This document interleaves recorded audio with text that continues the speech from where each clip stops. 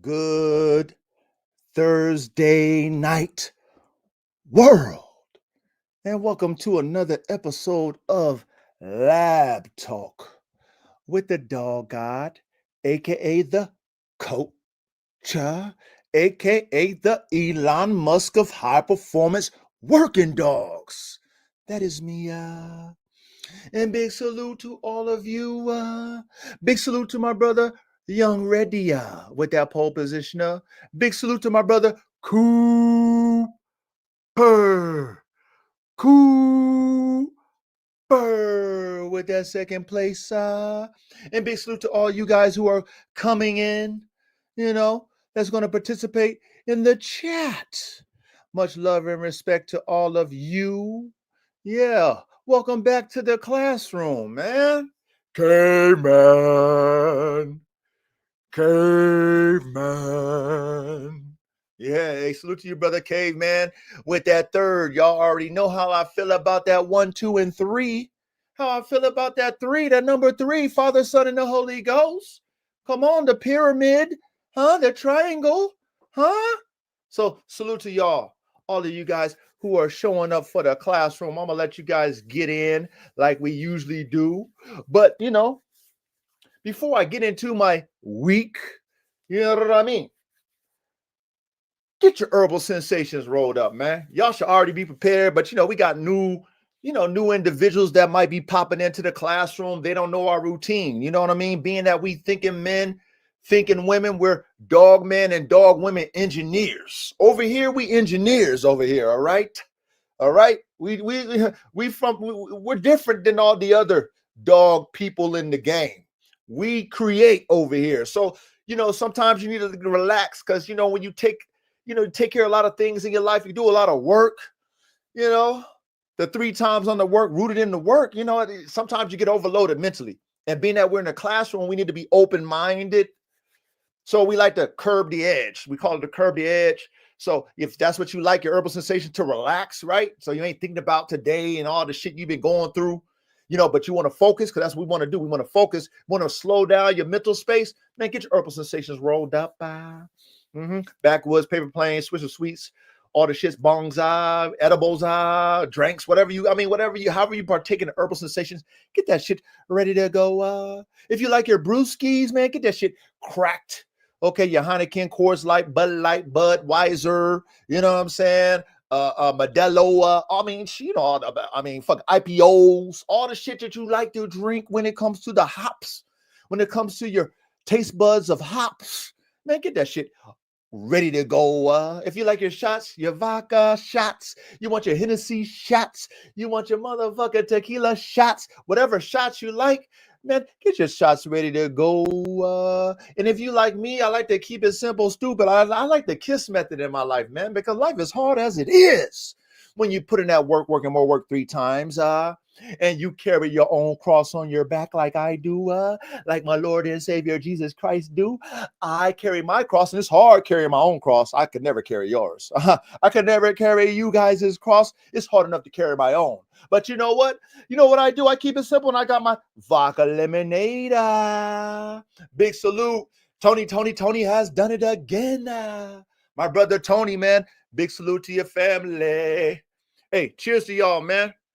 Thank you guys for your consistency. You know what I mean? We ain't got to be here in the classroom. We ain't got to make time to learn some shit and be the supercomputers and, just use our imaginations and think outside the box to create the circle. We don't got to be here for this on a Thursday night, but we make it, we make it a point. And I appreciate you guys for making it a point to come here. Come on, we do something unique over here in our classroom. This is our classroom now.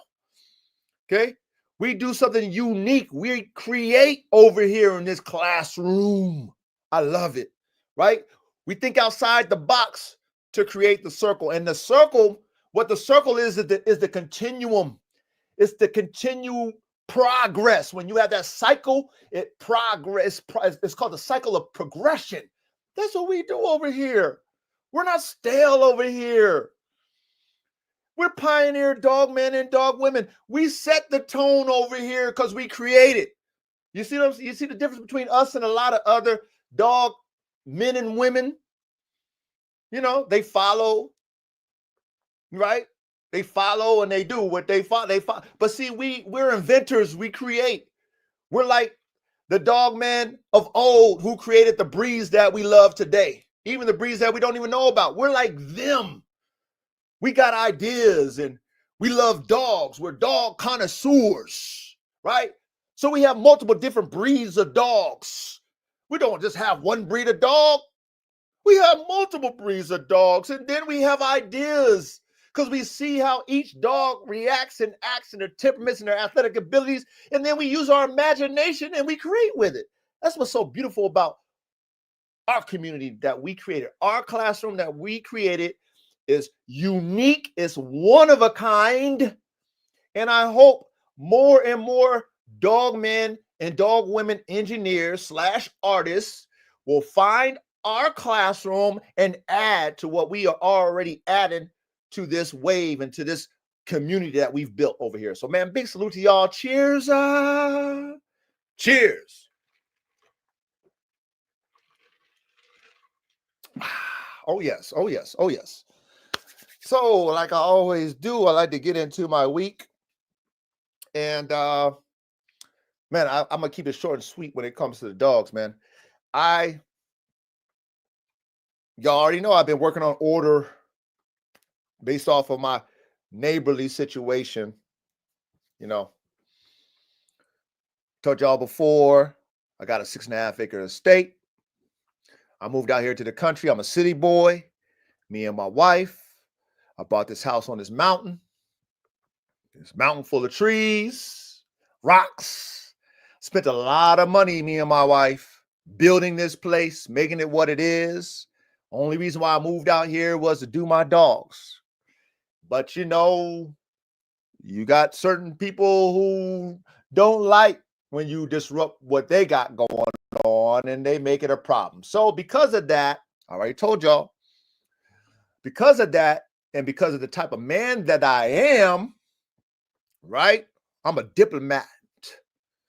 I move around the earth with diplomatic immunity. Y'all probably don't even understand what that means. I'm sure you don't. If you do, then you do, but I'm sure you don't. But I really move on the planet anywhere where I step, my flesh, my aura and my spirit gives me diplomatic immunity. So what that means is I know how to handle people.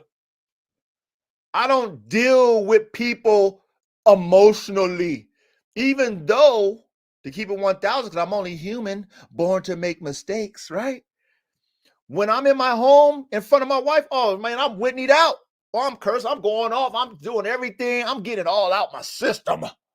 When I'm in my own home, in my safety net, where I got my wife, and then my wife can check me. You know what I'm saying? Because that's what she do every time. You know, I don't want to hear her checking me, but she checked me, and that's why I do it, right? I do it. I do all the negative shit that I probably would do in my neighbor's face because I have the right to. You know, I have the right to do what I want to do on my property in the middle of the day with my dogs. I have the right to. The fuck are you? But at the same time, I wouldn't be a diplomat. You understand what that means? If I was that way. Instead, I deal with my neighbors. Okay. I kill them with respect and kindness.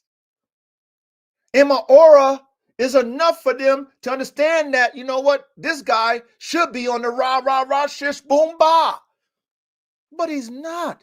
He's respectful. But we wanted him to be on the rah, rah, because that's how we stereotype niggers. But it didn't work with me because I'm a diplomat. They don't know that. So I digress off of that energy space. I've been working on, getting my yard to a certain frequency, and I've accomplished it. Thank the Lord. Thank the Most High God for that. Play some musical chairs with the dogs or musical kennels, move certain dogs around, rehome some dogs, bless some people with some dogs. And I got my yard at a nice frequency,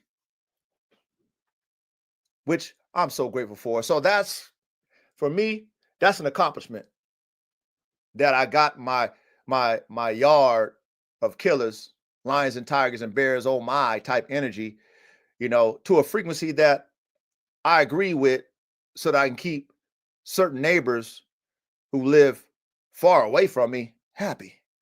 You know what I'm saying? Like, we all got acreages. Yeah, but sir, there's always somebody in there that don't like that shit, that shouldn't even be worried about it, but don't like it. So anyway, because I'm a diplomat, because I respect where I lay my head, and I want my neighbors to respect me, I show them respect by digressing. I take the L. I put my fucking sword to my neck. Then they salute, they respect. See? See that? Yeah, did you hear that? I put my own sword. It's a two-edged sword.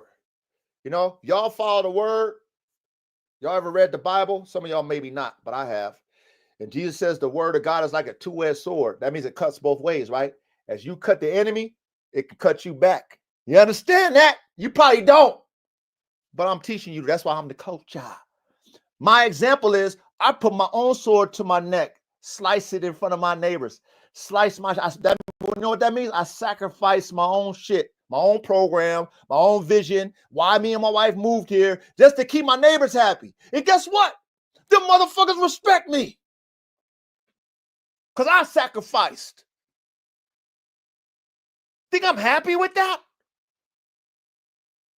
Fuck no, I'm not happy with that. But I know how to deal with people. I got diplomatic immunity anywhere I fucking place my feet, because I know how to deal with individuals. Because if you see me in person, there ain't nothing sweet about the culture. Nothing sweet about me, man. Okay? I'm 6'3" on your ass. Ain't nothing sweet about the culture. I got a nice posture. You know what I'm saying? I got a nice posture. I know how to communicate. I know how to talk. I don't talk niggerish unless I have to. Okay? I got a brain. I'm a thinking man. I don't know if you guys ever heard about life, right? The game of life. Okay, a wise man told me, which is my father. Okay, and I got two daddies. Okay? Coach, how you got two daddies? Let me tell you how I got two daddies. Okay? My birth daddy was a shit. He was a thug and a hitman. That's what he did. He killed people. That's what my daddy did. I didn't know my daddy when I was young. So you know why? Because he was in and out of jail. So then my mama, who was a smart woman, she said, fuck that nigger with the ER. She got married to my second daddy. Okay? He's been my daddy since I was 2 years old. Okay? Upstanding man, military man, polished man, hardworking man. Okay? That's who I learned my diplomacy from and my discipline from, is my daddy. Then when I got older in my 30s, then me and my real dad came back around the mountain. He wanted to be a part of my life. And, me, I'm not into the emotions. You know what I'm saying? I was hard on him. But, he had to prove it to me in my eyes. And I always respected him still, but he had to prove it to me. It's like, bro, I don't even know you, nigger. ER. But long story short, me and my dad built a relationship. My dad, my biological father. And he told me, he gave me a lot of wisdom based off his mistakes. And he says, you know what, son? Nobody called me coach. You know what, coach? In this life that we living in, it's a thinking man's game.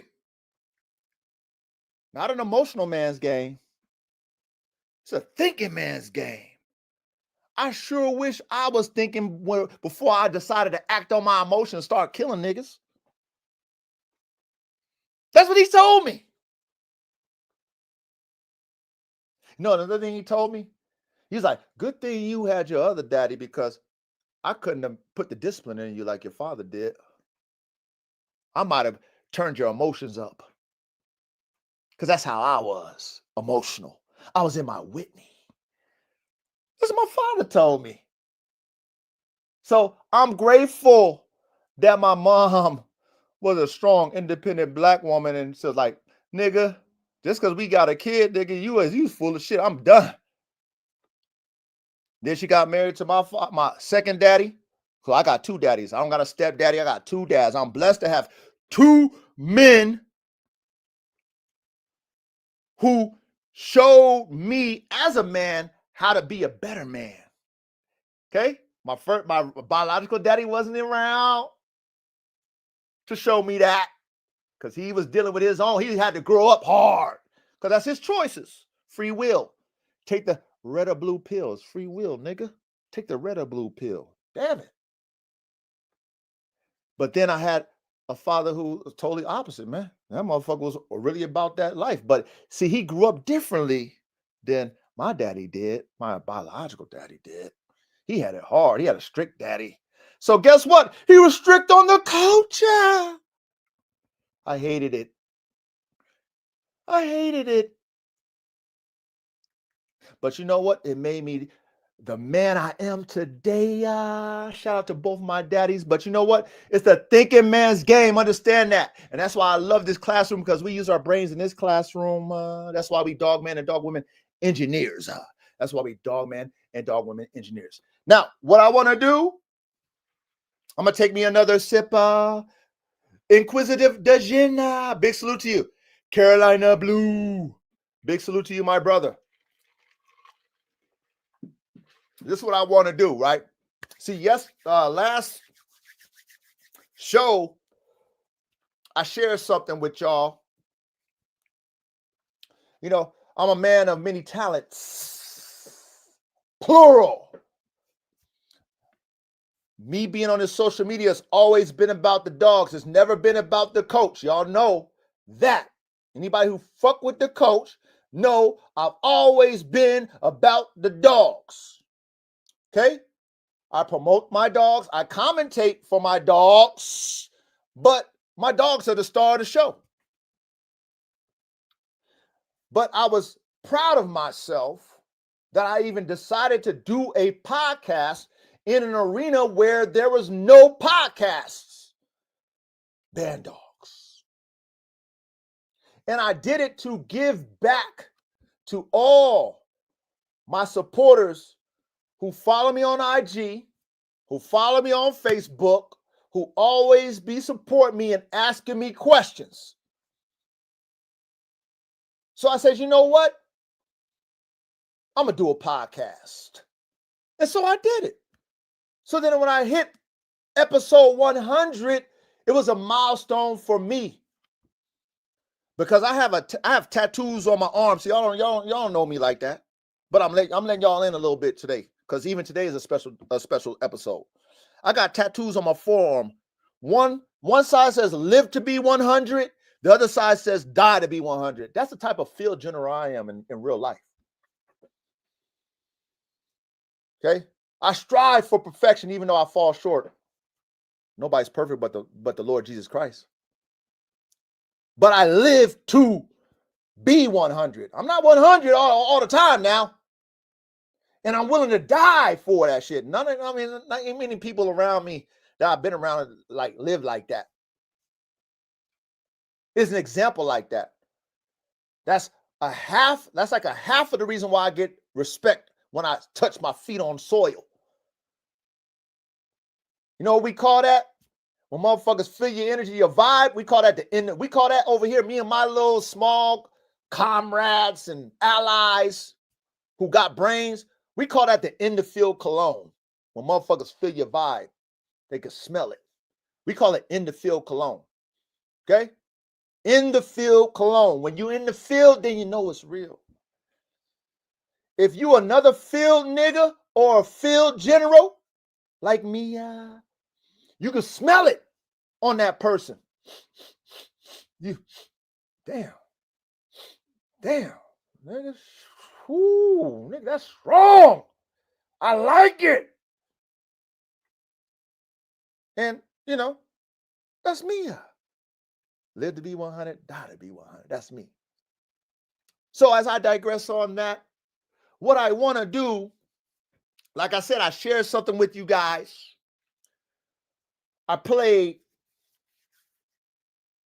a track that I did many moons ago, and I had a whole series that I did. Okay, because like I said, shit, man. Like I said, if I share with you all my beats, nigga, I'll blow your head off, nigga. But I don't, you know what I mean? I digress off that. I'm not even on that no more. But I got so, man, I'll tell you who I work with. I'll blow your head off. But that's none of my. I don't need to do all that. It's not about me. It's about the dogs. But I share something because I felt proud of myself for putting in 100 episodes of classroom shit, giving back. I was proud of myself. And because I had that, that catalog of freestyles, nigga, E.T. We called him E.T. Okay. I don't know if y'all listen to Jay-Z. He used to call himself One Take Hove, when he do his One Take Hove, whatever. He don't write his shit. I call my shit One Take Jehovah. I don't write my shit. All E.T. Listen to the track once, and then I spit it all the way through. No cuts, no retakes, no rewinds, all the way through. So it's all E.T. Extraterrestrial. That's what E.T. means. And what I mean by E.T., I was tapping into the spirit. That's what I was doing. So when I say Secrets to the Kingdom, Volume 2, if y'all in tune with the scriptures, some of y'all might not be, but I am. I read the whole Bible from beginning to end twice. And I read the Quran from the beginning to end twice. I done did a lot of things. I know a lot of shit, but I digress on that. But Jesus said to his disciples, when he had his 12 on him, he had his 12 close disciples. He had many disciples, but he only had 12 that was close. Okay. He said, you are blessed to know the secrets of the kingdom. That's what he told his disciples. The secrets. That means not everybody knows it. So when I did those tracks, I did hundreds of them. I got so many of them. It's ridiculous. All E.T. I called it Secrets of the Kingdom Volume 2. That was my experiences through the spirit in the field of life, dealing with all kind of demons, lions, tigers, and bears, oh my, type of personalities, moving on the planet as I travel state to state, this place, that, whatever I went to, okay? And with my experiences. So I shared something because it was a special, monumental time for me as a dogman that I gave myself to my dogman community, my fellow dogmen and dog women. I gave my knowledge and gave my inspiration and my example to you guys in form of this classroom that we have. And then because I consistently did it for 100 episodes, I said, you know what? I'm going to share something with y'all. And so I did. So what I want to do before we get started, before I drop this link, is I'm going to play that one more fucking time. And then I'm going to stop it. And then a lot of the shit is probably over your motherfucking heads. And again, understand who I am. If y'all new to my channel, understand who I am. When it comes to the dogs and my gift with dogs, I'm the dog god. That's my gift. I know how to make them. I know how to relate to them. I know how to control them. That's my gift that God gave me. I'm the dog god. But to you and my peers, I'm the coach. And I'm not no weak coach. I'm passionate. I don't get in my Whitney. But I'm abrasive with my passion. You can't be weak-minded, weak-hearted, and listen to me. You would take things personal if you're weak-minded and weak-hearted. But if you've ever been raised by individuals who dealt with you with the tough love, you become callous to that sensitive Ralph Tresvant type shit. You get callous to that sensitivity. Y'all ever heard of Ralph Tresvant? He got a classic song. It's a beautiful song, by the way. Ralph Tresvant from New Edition. It was a song called A Man with Sensitivity, A Man Like Me. That's not me.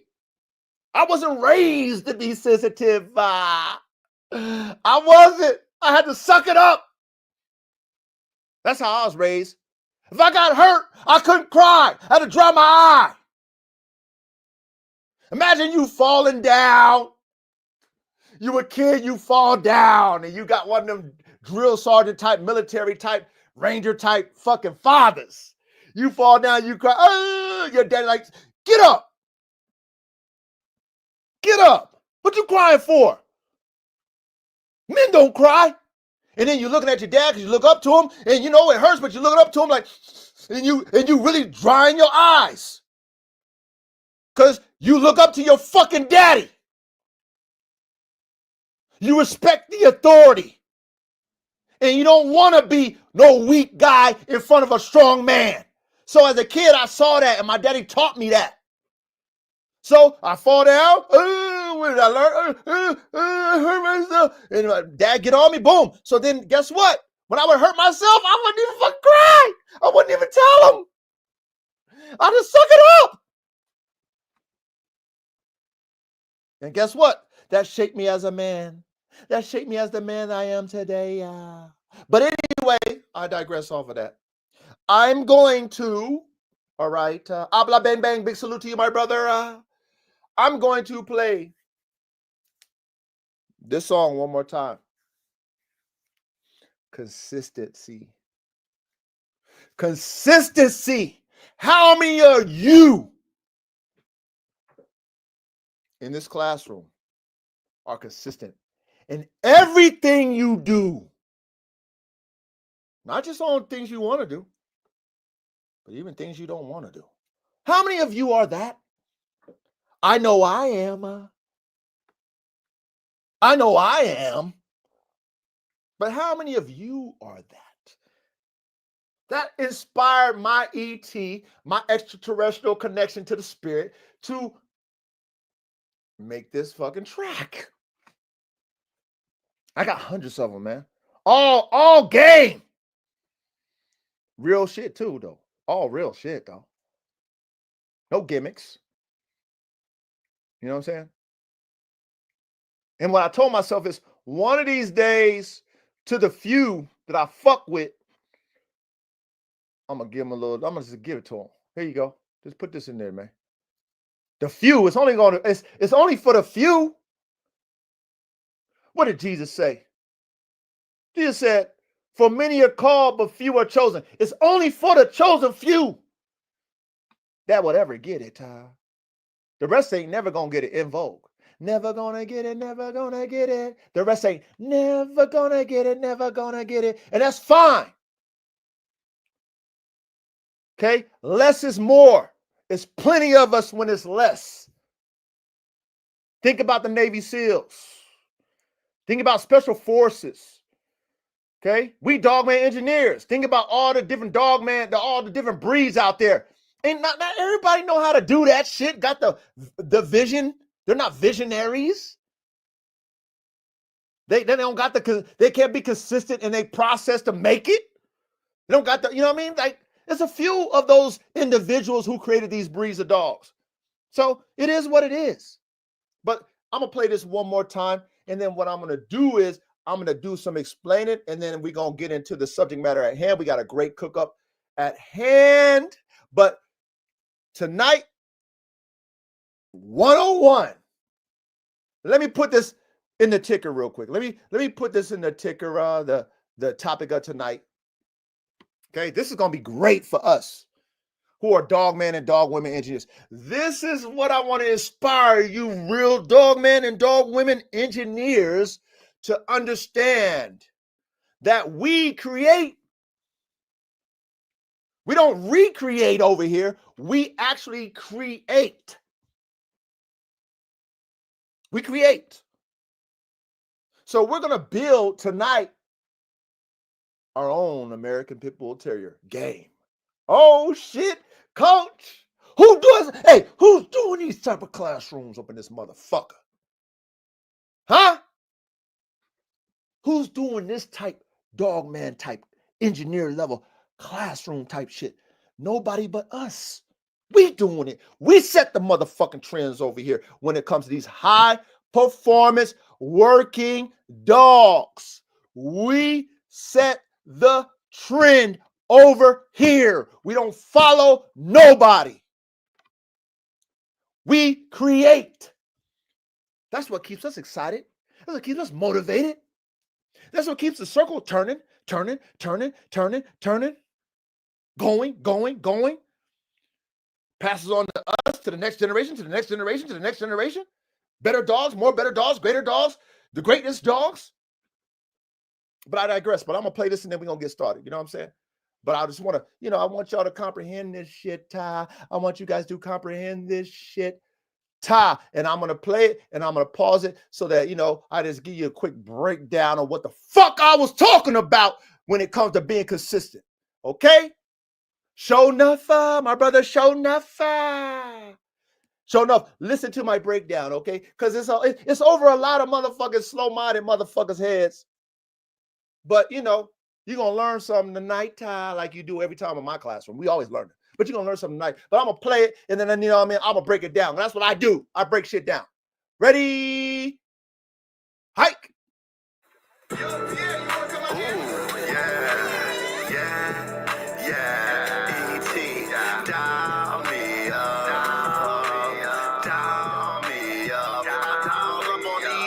Okay, I dial up on ET. That's extraterrestrial. I'm dialing up to the spirit of the Most High. Okay, to get this information I'm giving you, my real life information, I'm putting on a track about consistency. Okay, if you don't comprehend consistency, you don't get it. It's over your head. But I'm about to break it down for the ones who don't really understand shit, need shit broken down. Let's go. Consistently, in tune with ET, yeah, I'm consistent. I'm in tune with ET, I'm consistent. I'm in tune with the spirit of the Most High, I'm consistent. Let's keep it going. On everything I do, listen, I'm consistent, in tune with my consistency. Every time I be in tune with that consistency, I move up and down that motherfucking mathematic frequency. You see, this shit is 101, it's like computer numbers. Everybody want to know how they do, but they sleep, they slumber. Okay, every time I be in tune with my consistency, I move up and down and round in that mathematical frequency. You see, this shit is like 101, is like computer numbers. But everybody think they know, but they sleep, they slumber. You understand that? Pay attention in fucking class. The motherfuckers ain't sleepers. Motherfuckers are sleepers. They sleep in class. They don't get it because they sleepers. They don't pay attention in class. How can you be consistent in life if you ain't paying attention in class? Let's keep it going, shall we? In tune with the stars or the moon, then in tune with the sun, the S-O-N, the one, that's the Jesus Christ. Okay, these motherfuckers ain't in tune with the sun with the stars or the moon. They ain't in tune with the sun, the S-O-N, the one, that's the Jesus Christ. They don't understand that. They don't understand that. They're not in tune with the understandings of the stars and the moon. That means they're not grounded. They're not in tune with the sun, not the sun in the sky. But the S-O-N, the one, that's the Jesus Christ. That's the ultimate sacrifice. That's the example. They're not in tune with the example. These motherfuckers ain't going to be examples. These motherfuckers ain't going to lay down nothing for you. Huh? They're not going to play team ball and lay it down for the squad. These niggas don't play fair. They're not going to do what Jesus Christ did for all of us and our salvation. Let's keep it going. He came through with them dice. He rolled them. 50-50, I guarantee he controlled them. Consistently, he laid down his life. Came through, dealt with all the world's strife. It's all hype. Oh my God, do what you like. It's free will, nigga. Take the red or blue pill. Hey, it's all hype. That's what this life is. It's all hype. Oh my God, do what you like. Isn't that what everybody is? Everybody's all hype and they want to do what the fuck they want. Ain't that this life that we live in, especially in America? It's hype. Or what the youngsters do, they call it, what do they call it?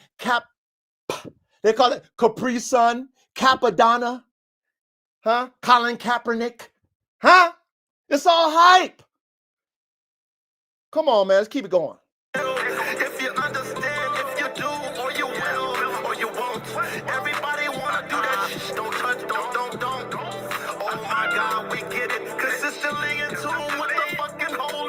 That's who I am. I'm consistently in tune with the Holy Spirit. The Holy Spirit. I'm trying to be right. I'm trying to walk that straight and narrow path. It's a hard path to fucking walk, though, in real life. That's why I got diplomatic immunity when I step my foot on the concrete anywhere I go. Because I really do try to walk the straight and narrow, and motherfuckers who are lion, tigers, and bears, straight up squares, whatever you want, they respect that shit. Because you know what? Deep down in their heart, they want to try to walk that shit too. And if you're an example, they can't fucking fault you for being a fucking example consistently. Let's keep it going. Spirit, can you feel it in your bones? Can you feel it in your toes? Can you feel it? Can you smell it out your nose? I don't know. It's consistent, that shit, that 1, 2, 3 flow. I don't know. It's consistent shit, that 1, 2, 3 flow. Okay, that 1, 2, 3 flow. Oh my God. Damn it. Why does Coach say 3 times? 3 times. For many are called, but few. What does few mean? 3 or more. What's the Trinity? Father, Son, Holy Ghost. What's the ultimate root number? 1 and 3. 3. Get it? You get it now? You paying attention in class? Why did Coach always say 3 times? Subliminal. Pay attention. Message. Yes, it's consistently hard to do it when you lay down your life for this shit. You gotta be fluid, you gotta flow like the blood. Oh my God, it's like mud. You gotta flow like the blood. It gets so fucking thick, it's like blood. Man, it's consistently hard to do it when you lay down your life for your, you know what I'm saying? Hey, it's consistently hard to do it. But when you lay down your life for this shit, you gotta be fluid. You understand that? No, you don't. No, you probably don't, because you don't live this shit consistently. You don't get that, do you? Huh? When you lay your life down for shit? Huh? Hey, you a 3-star general? Excuse me. 3-star general. That means you're on the field with the soldiers and the troops. You lead in front line. You lay down your life for this shit. You got to be fluid. That means you got to adjust. And then you got to flow like the blood. Sometimes it's like mud. Have you ever been stuck in mud before, but you still got to move? Have you? Probably not. Keep going, Coach. When it's time to heal, you better know it's real. Yeah, when it's time to heal, you better know it's real. You better consistently get down on your knees and beg God, please help me get through all of these missions. What? You better consistently get down on your knees and beg God, please help me get through all of these missions. Huh? Over y'all's head. Okay, that's why I gotta break it down. You know what I'm saying? There's a lot of, there's people that be coming into my shit. They don't know me, man. They don't know me. They don't know how blessed it is to have someone like me that's an ally to you. Someone like me that likes to give of myself and my time. That gives of themselves without you asking me. I just do it because that's my job. Okay? But I digress. Let's keep it going. I salute the transmission. I salute the transmission because I'm in tune with the mission. Consistently, I want to step. Nigga, what the fuck? Understand respect. I want to step. 1, 2, 3, understand respect. Yeah, come through with the pill. Pick one, nigga. Do you know the deal? Is it real? I come through, I step up in control. Consistently, I grab my motherfucking sword I hold. It's 2-edged sword to my neck. Yeah, what? Respect. It's 2-edged sword to my neck. Yeah.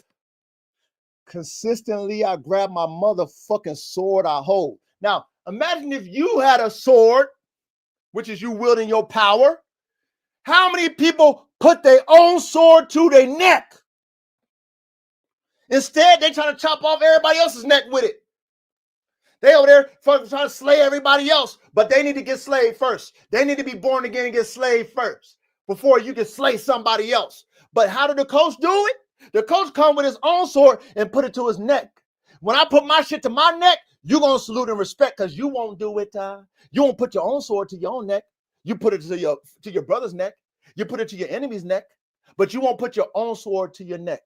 But when you got a real fucking soldier, a real warrior, elite level type warrior like me, the dog got, aka the coach, Navy SEAL type warrior of the Most High God, I come through with my own sword I can slay you with, but instead I say, you know what? I ain't shit. I ain't perfect. So I put my sword to my neck. I got some shit to work. I got to work on a lot of shit. You know what I'm saying? So I can't judge you. You know what I'm saying? Yeah, there's some things I might not like about you, but I ain't gonna slay you. You know what I'm saying? I let God deal with you. I gotta deal with myself. That's why my sword's to my neck. Let's keep it going, coach. Let's keep it going, coach. You salute, you respect, cause I'm humble. Niggas say some shit, you don't mumble. Cause if you're not in the field, I guarantee you don't know what's. Hey, say some shit, but don't mumble. You understand that? I did this Secrets of the Kingdom like fucking 4 or 5 years ago. I did this shit. This is me in the field.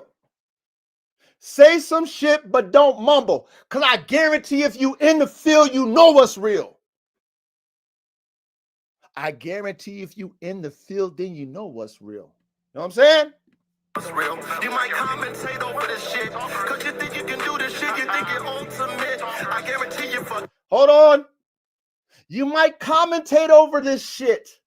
You might commentate over this shit. But I bet you fucking quit. You think you ultimate. I guarantee you fucking quit. Okay? You might, that's easy for people to commentate. It's the world we live in. It's the world we live in, man.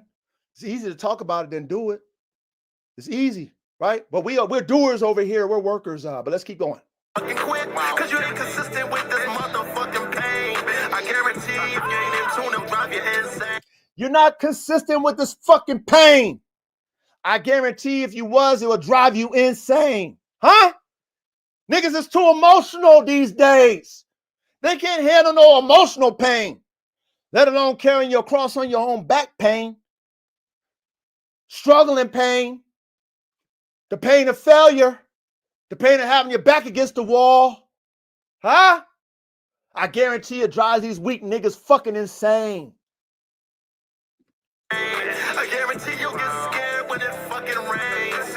I guarantee you'll get scared when it fucking rains. Use your brains and things to recalculate the shit for Jesus' sake. Oh Lord, thank you, Lord, for that word. Consistently, I'm in tune with your word. That's the. Thank you, Lord, for your word. Consistently, I'm in tune with your word. That's your spirit. Okay? That's what I fucking said. Thank you, Lord, for your word. Consistently, I'm in tune with your word. That's the spirit. Keep going, coach. Spirit. In tune with the holiness, it's 12th dimensional spirit. It goes in and out, round and round. Listen to themselves, round and round. Consistently, pronoun. We get it out. Yes, we fucking flow consistently with the Holy Ghost. I guarantee you will show. We'll show you the fruits and the works. Oh my God, look at our shirt. It's full of dirt.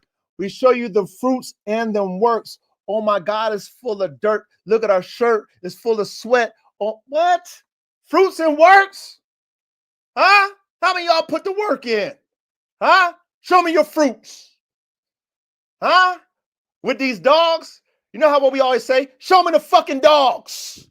Show me your fruits. Keep it going, coach. Dirt is full of sweat. Oh my God, respect. It's full of dirt. It's full of sweat. You better motherfucking respect. Because I work the we put that work in. We put that work in 3 times. Till in the field, cause I'm out here, it's real. I work the till in the field, cause I'm out here, it's real.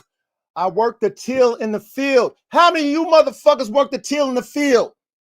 Huh? How many of you work the till and the field? That's a lot of work you got to put in when you work the till of the field. And when you out here, it's real. Let's keep it going. Consistently, I carry my cross, I will never get lost. I carry my cross, I will never get lost. Because I got the compass of the Christ. Salute to the. I carry my cross, I will never get lost. You know what Jesus said in the scriptures? We almost done.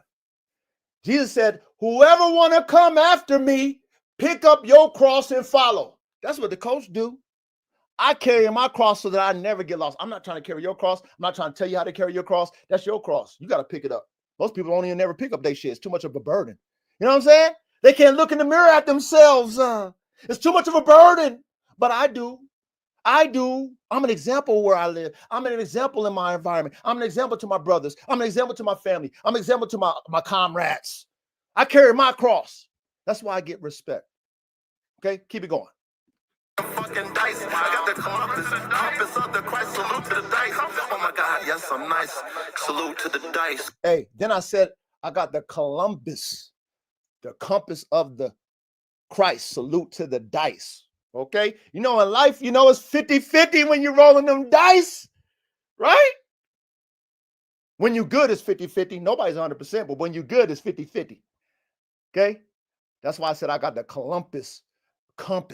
Christopher Columbus. You know what I mean? Close out, coach. Consistently rolling them 50-50. 1, 2, 3, twice. 1, 2, 3, twice. All right, that's enough. That's enough. I just had to go there. And it's 101. We're on 101. That's why I had to play it one more time for us, one last time. Because this shit is like 101 is computer numbers. You know how fucking smart computers are? We're on a computer right now. Huh? When you're consistent, it's like computer numbers. But these fools ain't in tune because they sleep, they slumber. Damn it, man. Damn it, coach. Oh, man. Damn it, coach. Thank you, coach. Thank you, coach. You're welcome. Anyway, let's get back to the classroom. Functional focus, my brother. Big salute to you. Hey, show enough said Captain America. Yeah, all those Capricorns out there, those Captain Americas, Capri Suns. That's right. So I'm going to drop this link, man. We're going to cook tonight, man. We're going to have a great classroom like we always do, okay? We're going to really get into our engineer bag, all right? And we're going to enjoy ourselves tonight. You know what I mean? Using our brain, using our imagination, you know, getting our spirits flowing. Oh, one more thing. Shout out to you, Brother Joe. I know you watched the show, Brother Joe. I want to thank you for your support, Brother Joe. Joe with NWA Candy Corso. He did a show recently. I think the gentleman was named, hold on. I think the gentleman was named Art. I think his name is Art. Okay. Brother Joe, great show. I want to give you your flowers. You know, you gave me an interview. You gave a lot of people, you know, access to your platform and stuff like that, man. You know, this week with Brother Art, man, that was, man, I enjoyed that one because you know, Art and what he's done over his years, you know, 50 plus years in the dogs, and you know, him training dogs, done all the IPO Schutzen, military, you know, like his whole play right now is where I want to be in my program with Formula One. You know, he creates, breeds dogs, trains dogs for the military and police department.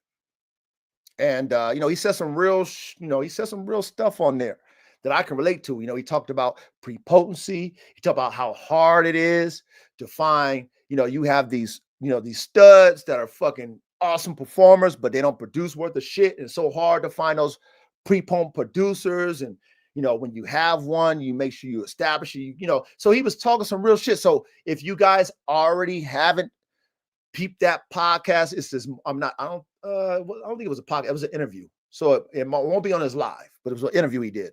Go, if you haven't subscribed to Joe's channel, go subscribe to NWA County Corso. Okay, all dog podcast. And man, I mean, shit, that latest one he did with Art, 50 plus years breeding dogs, whatever. Okay, I think that's the title. Maybe I messed up, whatever. But go check that out. You know what I'm saying? I made sure I subscribed to him. You know, I'm gonna watch all his videos. You know, I'm in reality, what I probably will do once I'm ready to start doing my thing, I'm probably gonna reach out to him and get mentored by him. You know what I'm saying? Because he's doing what I want to do now. He's doing it. So who else to learn from than somebody who's got that in the field cologne on, right? Who's actually doing what I want to do. right? That's who I got to learn from because they in the field. I want to be in the field. I'm not in the field yet when it comes to what he do. So how do I learn? I learn from people who is in the field because they're out here. It's real. Shout out to Art, man, and shout out to you, Joe. Keep doing great content. I support you. Big ups and big salute, my brother. All right. So let me go ahead and drop the link. And whoever's qualified, come on up, man. We're going to cook tonight. This is going to be great. If you're an engineer, you're going to love this shit. You're going to love this cook up tonight. You know what I'm saying? Because we're going to get in our bag, all of us, and we're going to cook. You know what I mean? We're going to cook. We're going to make the American Pit Bull Terrier 2.0. That's what we're going to do. Like, hey, coach, how are you going to do that? Well, we're going to show you. We're going to show you because that's what we do. We make shit. We engineers. Your imagination, your mind don't go that far. But what do they do when they find alien craft? You know what I'm saying? They fucking they break it down to build it back up so they can learn it. At least that's what they tell us. Okay, and I believe they do. That's what we did. That's what we're gonna do tonight, time. So this is gonna be fun. This is gonna be fun. All right, so let me put this in the chat. Bam. Hit the link if you qualify. Hit the link if you qualify. All right, let's cook, man. Let's be engineers. You know what I mean? Let's get into our creative bag. That's what I like. Let's get in our creative bag.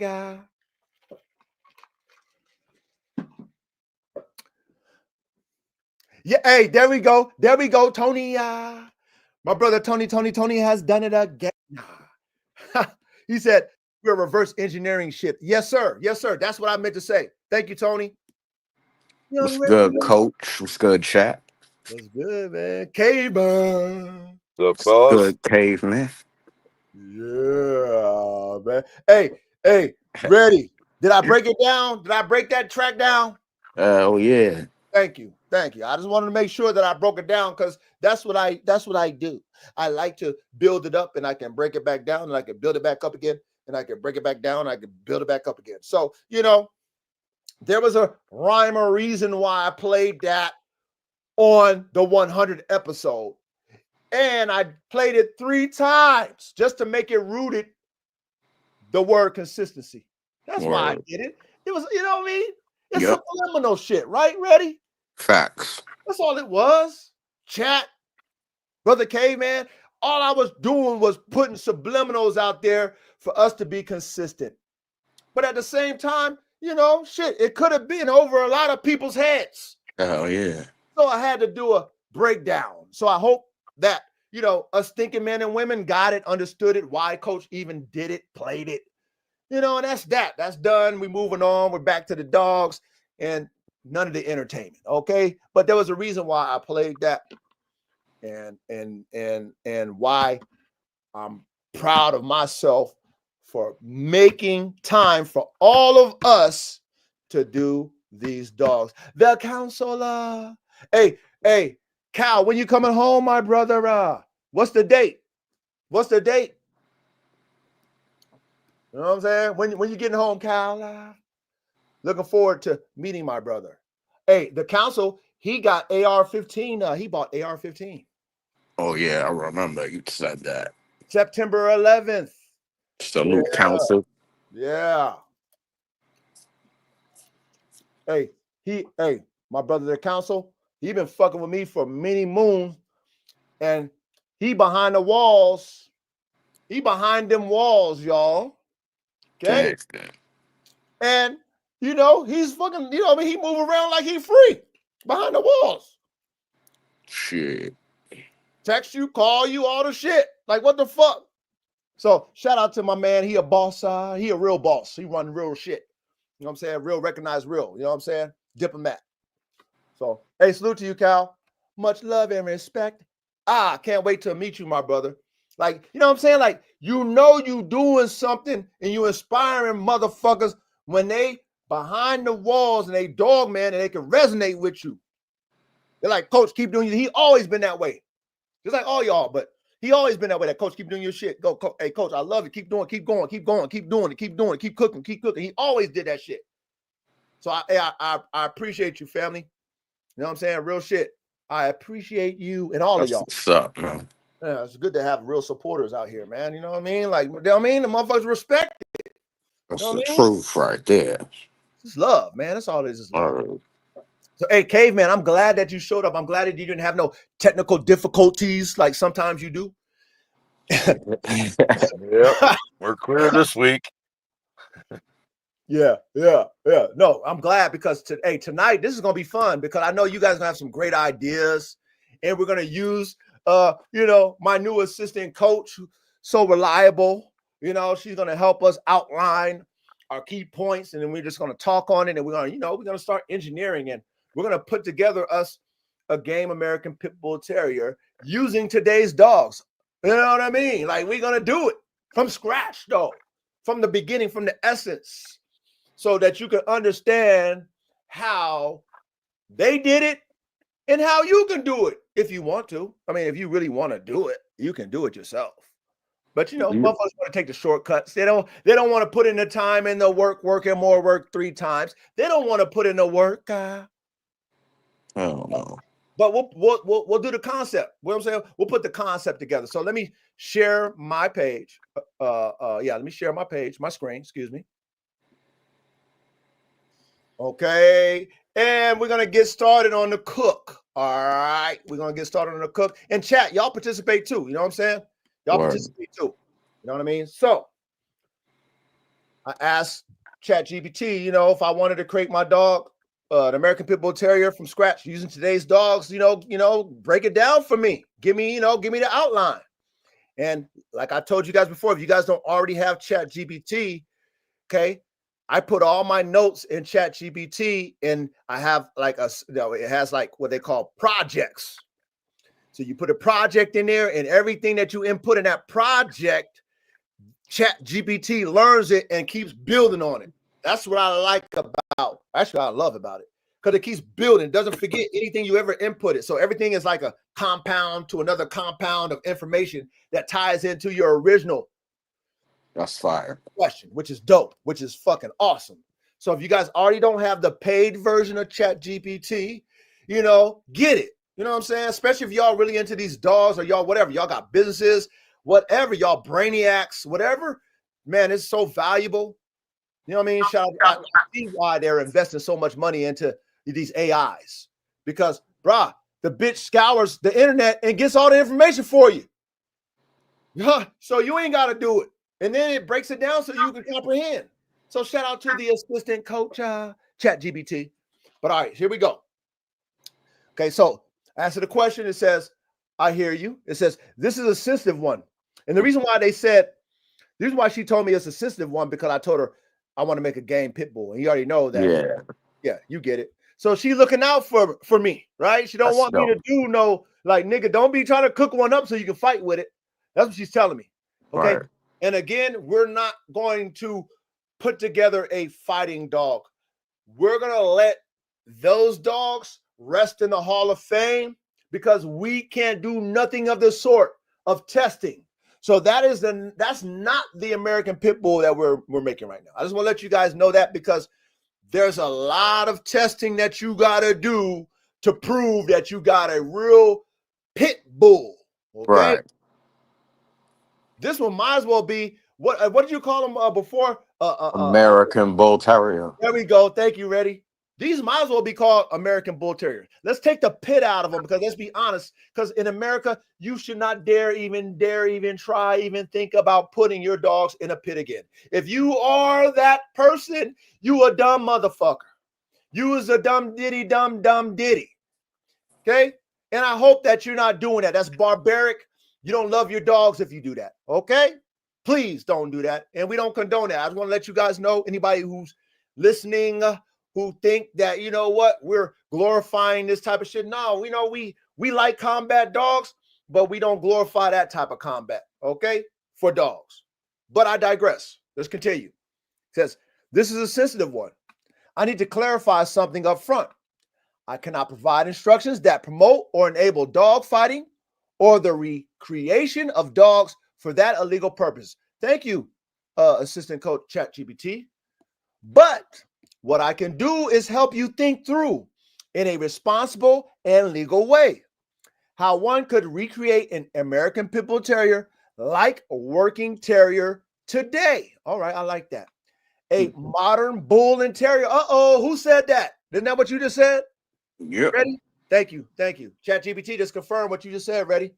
A modern bull and terrier performance dog. But we're going to put high performance because, see, I know our minds is going to make them better. So not just performance, we're going to add high performance because our imagination, we're going to, oh, man, that's why I love this because I know we're going to have all kind of different cookups, all type of different mixes. So using current breeds, health, science, and legal working sports as the selection ground. This way, you get the same athletic, game-bred type of dog, but built around ethical outlets like weight pool. What's that? Connie, what's that? Connie Cross? What's that? That sounds like a mixed breed dog. No, it's talking about the outlet, like the working outlet. I never heard of that. I never heard of that. Connie Cross, I never heard of that. Spring pole, IPO, IGP, dock diving, obedience, barn hunt, etc. Here's a step-by-step framework you could follow. So shout out to my assistant head coach, ChatGPT. She's so helpful. I'm so grateful for her. All right, so we're on step one, all right? Define the end goal, right? Modern game dogs 2.0. Said you want a dog with extreme athleticism. Of course, we want that. 38, 55 pounds. Okay. I mean, it could, the weight range, it could vary. I don't want to put no cap on the weight. You understand? Yeah. So that's what she put on there, but we're gonna, she's gonna give us the outline. We can do whatever we want. All we're gonna do is follow what the assistant coach put in front of us, which is just an outline, it's a guideline, and we're gonna add to it. Okay. Leggy, long-winded, muscular. Okay. High drive and determination. Gameness, expressed as stick to it, persistence in legal sports. Okay. That's how they, they say racehorses are game. Right. Okay. All right. So you get that. You get that concept. Okay. Cool. Calm, committed grip on tugs, weight sled harnesses, not animals. Okay. Durability and sound health. Hips, elbows, heart, airway, and I've got to add on there too. High pain tolerance. Facts. Gotta have that when you got a bulldog. Okay. Now, human stable temperament. Okay. Biddable. Okay. Clear nerves. Got it. So, as far as weight on the first, as we're defining, anything else that you guys want to add to what we're trying to define as our end goal in the making these dogs? Anything else that we can add that ChatGPT might have left out? Is there anything that y'all can think about, or she's dead on? Anything else? No, I think she got it. Or big, what's that? Jaws? Big jaws? Yeah. She talked about the grip. Tug. So I mean that can come into the jaws, right? Yeah. You're talking about more of a longer snout? Are you talking about that? Yeah, that head, like that bull type head, the pit head. Okay, so like the jaw area, the cheek area. Yeah. Okay. All right. Anything else? What about you, K-Man? Anything else we can add to our our defined goal, end goal? I don't know. I guess no, not unless we're gonna get specific on a task or something, a job. No, all we doing right now is just pretty much attributes. So okay, so we're cool. We're cool on to define the end goal. So we already moved. So let's move on to 2, right? All right. So now this is the fun part right here. Ready? Chat, Caveman. You know what I mean? We get to choose our recipe. You know what I mean? I love this part. Okay, because this is where we use our imagination. This is where we think outside the box to create the circle. So let's listen to what ChatGPT had to say about choosing our founders.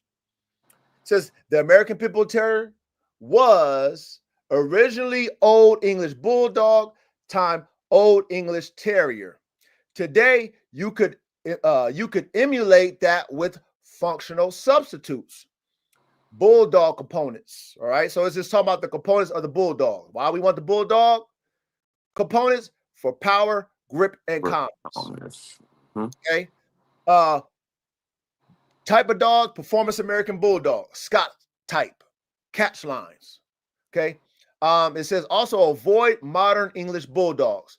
2 Broclia what's that? I know you know how to the say it. Push then muzzle. Yeah, like the Frenchie. Cephalic.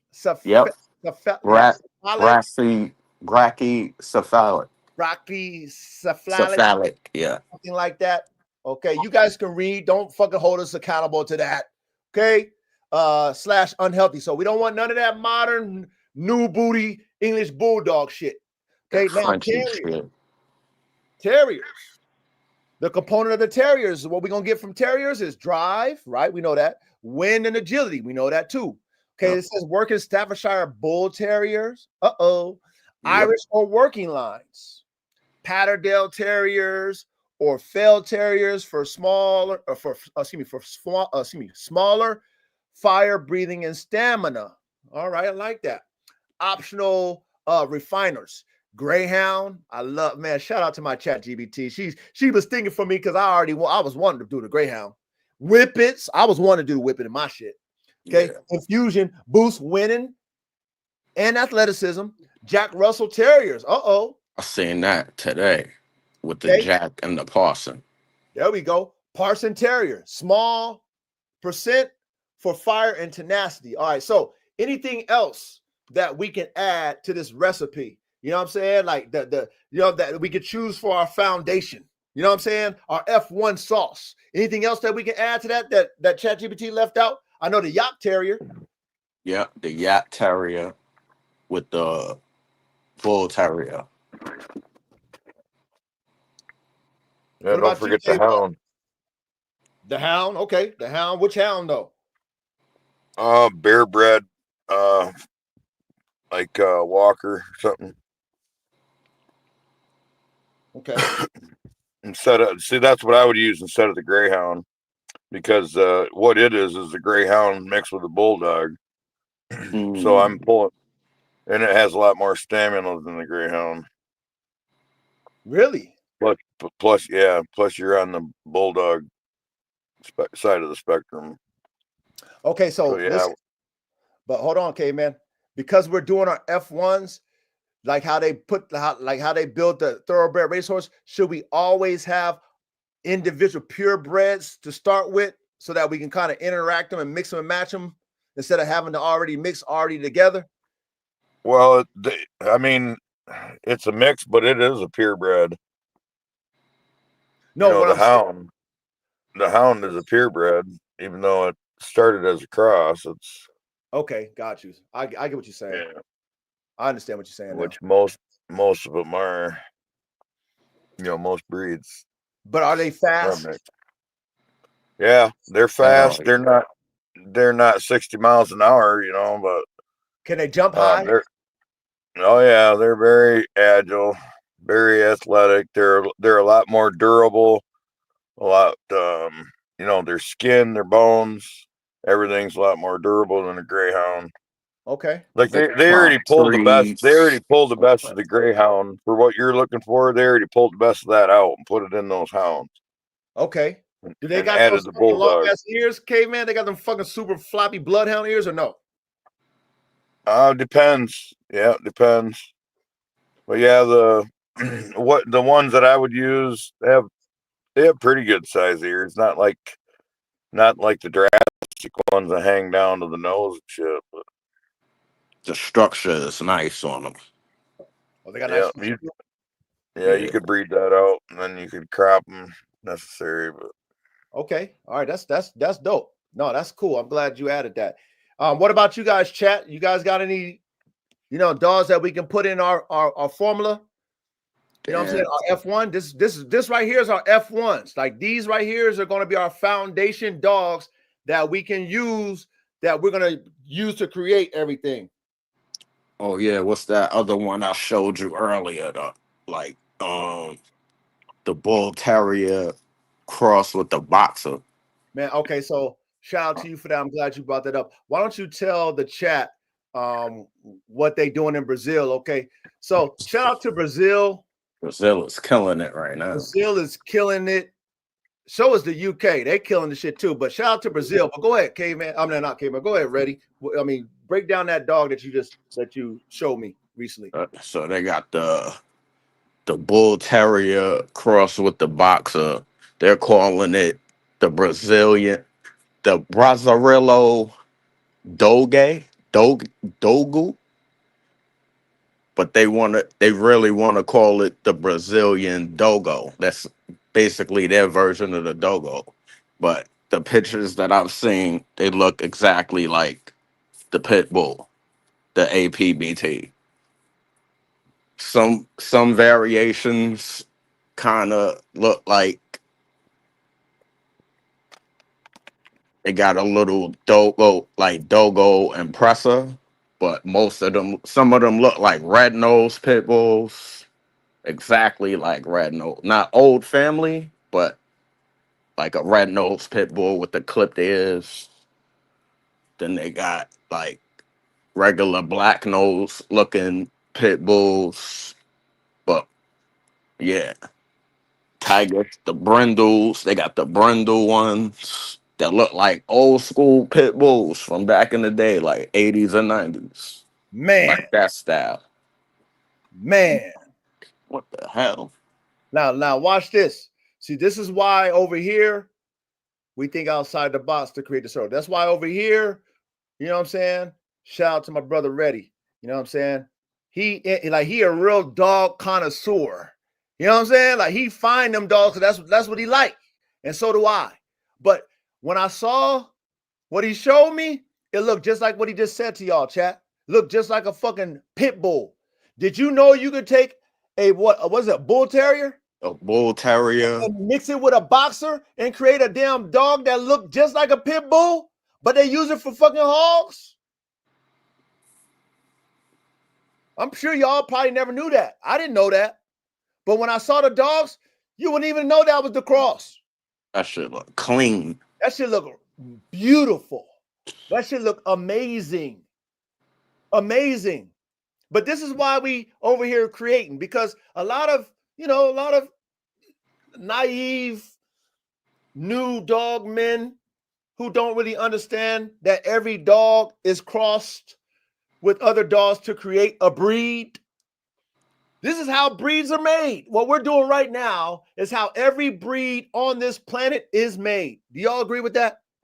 Yep. But a lot of people forget the root of this shit because they're not engineers. But over here, we engineers, so we go to the root. We go to the root to understand the end product. So when Reddy showed me that, I was like, damn. And he told me what the mix was and what them boys over there and gals over there in Brazil was calling it. I'm like, yo, that dog is sexy. A boxer and a bull terrier. Damn it, man. So I mean, shit. Should we add the fucking boxer in that motherfucker too? Yeah, hell yeah. The German one, not the American one, though. Yeah, the German. We ain't fuck with that American shit. That's Nah. We don't want that watered down shit over here. We want that raw working shit from Germany.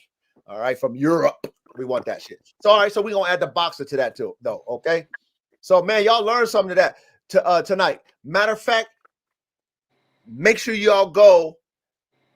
I mean, put the name in the chat, ready, if you can, of that dog, so they can see it. Because see what you telling them, they don't even have no clue what it looks like. When they see what that looks like, they're gonna be amazed like I was. You know what I'm saying? Them boys and gals in Brazil is cooking. They cooking. They the ones that made the pit monster that's going ham. They the ones that made the pit monster that's going ham, and how Aria and her team is getting all the money. They getting all the money right now. So shout out to Aria. You know what I'm saying? With Samba, Kennels, shout out to her. And all the people out there in Brazil. Because they kicking ass right now. But yeah, put that in the chat if you can. Ready? All right. All right. So now we're going to go to step 3. All right. Now, this is the formula. What is that, Dre? It's the formula. All right. We always talk formulas over here as engineers. All right. We don't talk pedigree over here as engineers. We don't talk paperwork over here as engineers. We talk formulas. How can we cook off papers? You can't cook a dog off of papers. We cook dogs off of dogs. So over here, right now, for this pit bull, we're going to give you a pit bull formula using dogs. So let's follow us. Let's follow us, okay? Okay. Our F1, this is the raw. This is that raw, uncut, hybrid vigor to the maximum is our F1. These are the crosses, right? This is our essence. This is where it starts. Here, this is where the magic starts in the cross of breeds. So we got bulldog times terrier. Okay. Now it breaks it down what we're supposed to be getting. Breed a performance American bulldog or bulldog type times working staff or Patterdale. All right. So I rather go take the staff out of there. Hold on. Let me make sure I get ready back here. My bad. Hold on, ready. Black out. You back, brother. All right. All right. So we're going to take the working staff out of that because it already has pit bull in it. We don't want nothing with that. Okay. Now, even with the American bulldog, you know, some might say there's some pit bull in that too. So, I mean, you know, use with your discretion what you want to use, okay? Because we're using dogs of today. So, you know, this is like a shortcut because all dogs are mixed up with, especially performance dogs, and a bull type got some level of pit bull in it. But I want to take the working staff out because that's Staffordshire pit bull, right? We don't, I mean, that's too close. We don't want that. But, you know, the American bulldog, we can use that. You know what I'm saying? We can use that. Okay, we can use that. And then with that, and whichever you want to now. Okay, I want y'all to understand. Depending on what type of bill you want or what type of event you want your dogs to be working in, like for the weight pool, I might use one of those bully type bulldogs. Because we're not using these for the pit. We want them to perform as if they were pit dogs, but we want their motivation to be into these other sports. Okay. We want their gameness to be winning in weight pool or winning in wall climb or whatever that you're doing with your dog. If you're hog hunting or whatever, we want their gameness in those sports. So, bulldog, use your choice, okay? Anything that you want in your F1, use it, all right? For your purpose, though. Everything that you use in your recipe or your F1 has to have that foundation for your work purpose, whatever that might be, okay? Dock, diving, wall climb, all the shit, okay? Patterdale, what do we say? Jack Russell, Parsons, Yacht Terrier.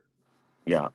I mean, whatever terriers that you guys want and you guys like, use it.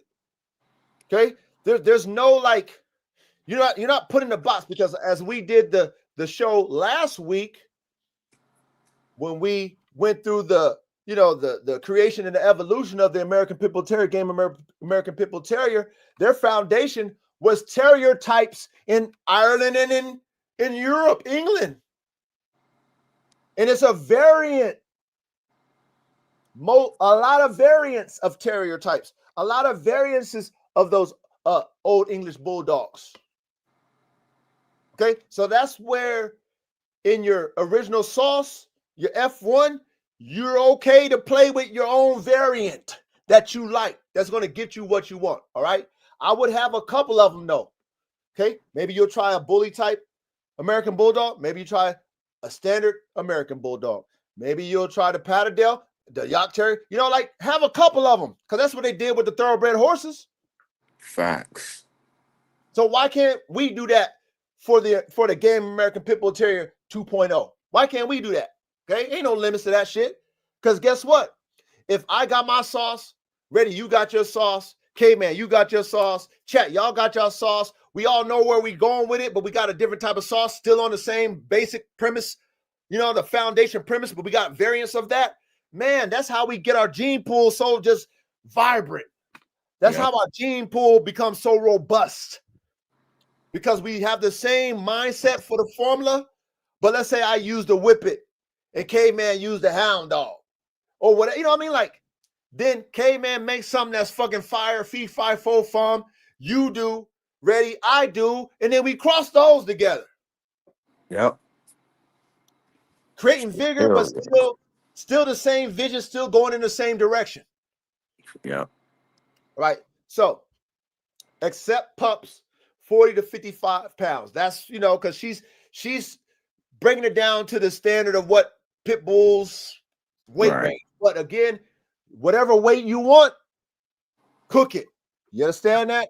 There's no limit because, again, you might want a weight pull dog. You know, it might be 85 pound. It might be a 90-pound weight pull dog. Who knows what you want? You know what I'm saying? But you can make it depending on what your sauce is. Okay? Athletic, high energy, of course. Test them at 12 to 18 months.